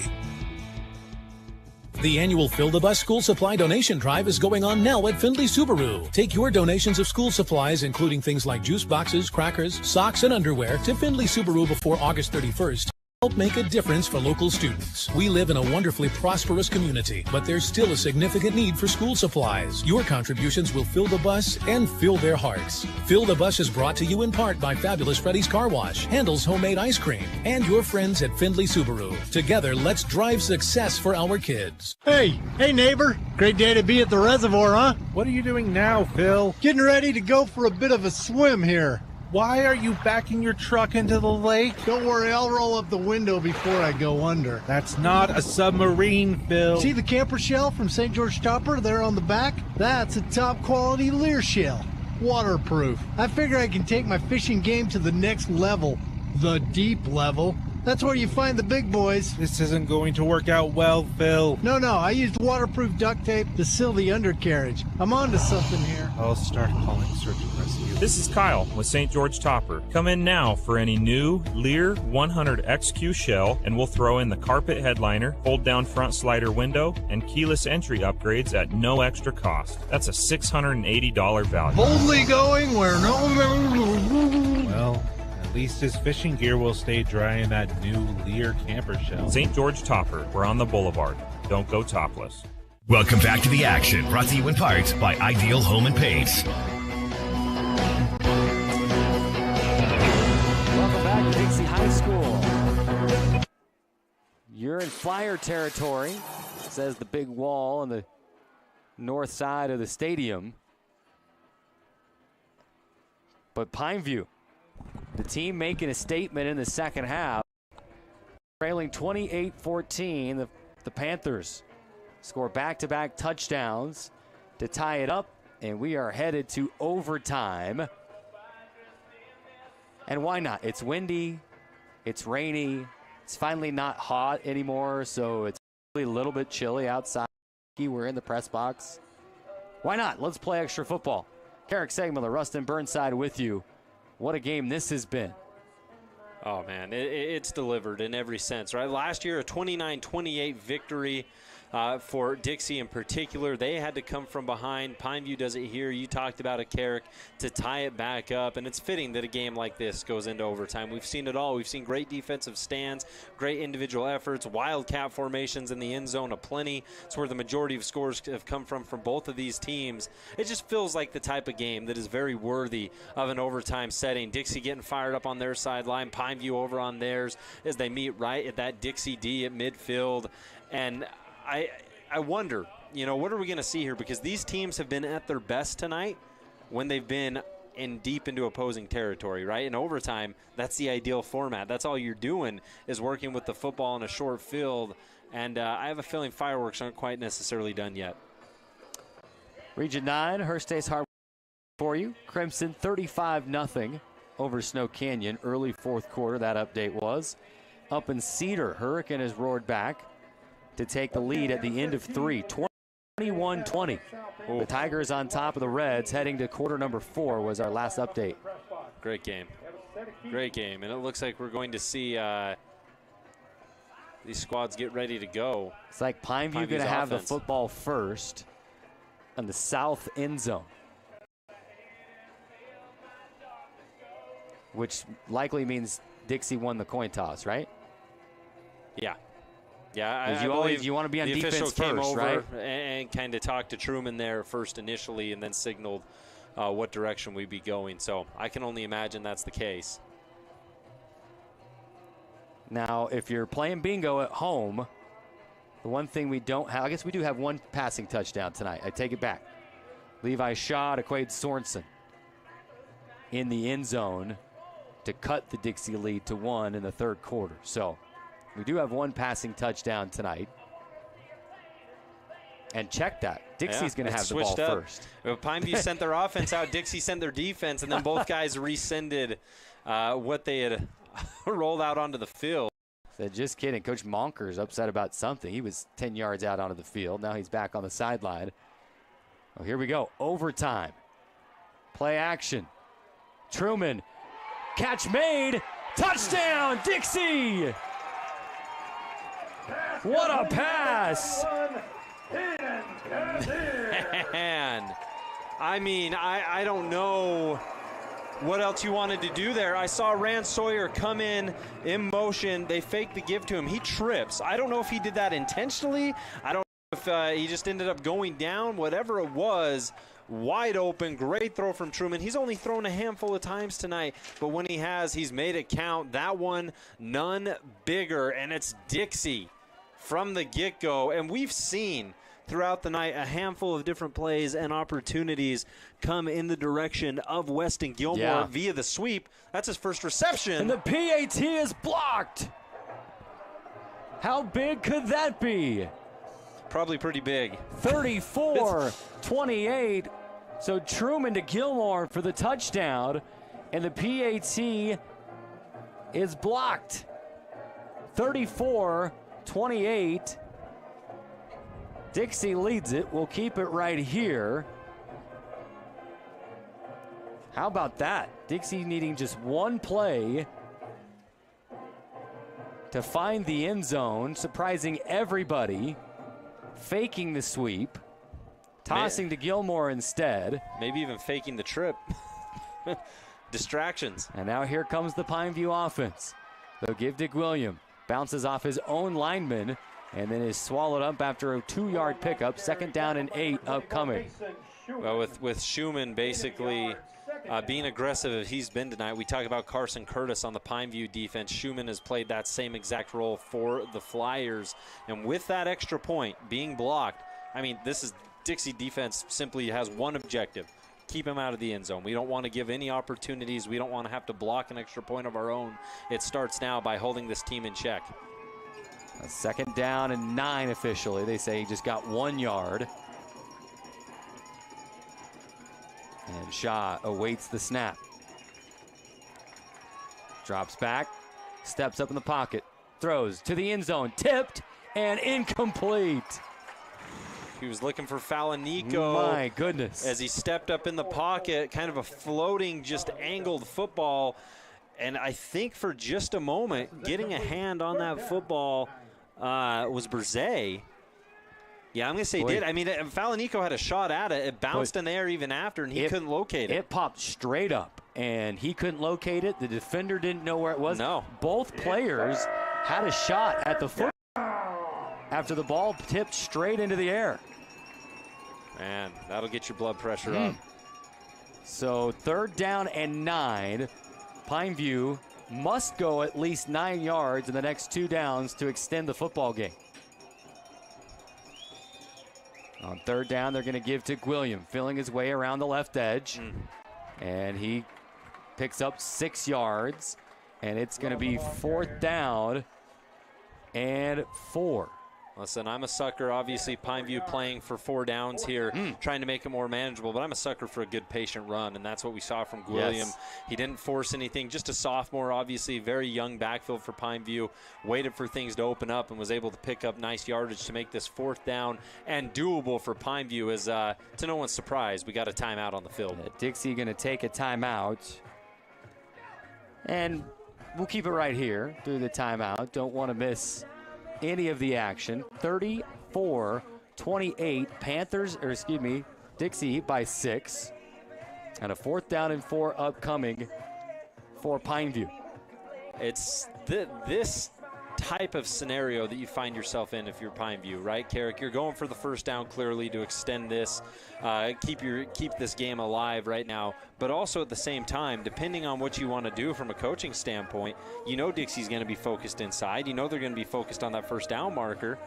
You want to be bold? You want to be brave? Take a shot to the end zone. I don't anticipate that happening right now for this Pineview team, but all focus will be on that first down marker right now. They're going to be playing up. They're going to be playing tight, and it's going to ultimately result in possibly something over the top if you want to be bold, if you want to be a little bit living on edge there. But based on what we've seen earlier, I think both these teams playing it safe, giving themselves every opportunity to eventually walk away with the win here. 34-28. Do the Panthers play for the first down or try to surprise Dixie and maybe go for the touchdown on this play? They got to have at least 4 yards to extend the game. Do they get another hard count? They're trying. Dixie was probably told the entire timeout, do not jump. They tried, and now Pineview going to take a timeout. I think if Dixie ended up with their 5th there, I don't know what would have happened at Dixie practice the next week, but you can't anticipate. I'm sure they're already unhappy with the 4, right? Another timeout. Let's take this one. 34-28, quick timeout, real quick one, to come right back on ESPN 977. I've said it before and I'll continue to say it. Lighting is the jewelry for the home. Here at Wilkinson's House of Lighting, we go to every effort to find the latest and greatest new ideas and styles in decorative lighting. You may find it interesting, but we really do get excited about great lighting. We've recently returned home from the latest lighting trade show, where we found a number of exciting pieces. Those items have been arriving, and the showroom is filling up with fantastic new ideas that will make the statements you've been searching for. Come on in and get excited about lighting with us and see what's new. Wilkinson's, 88 East, 1160 South.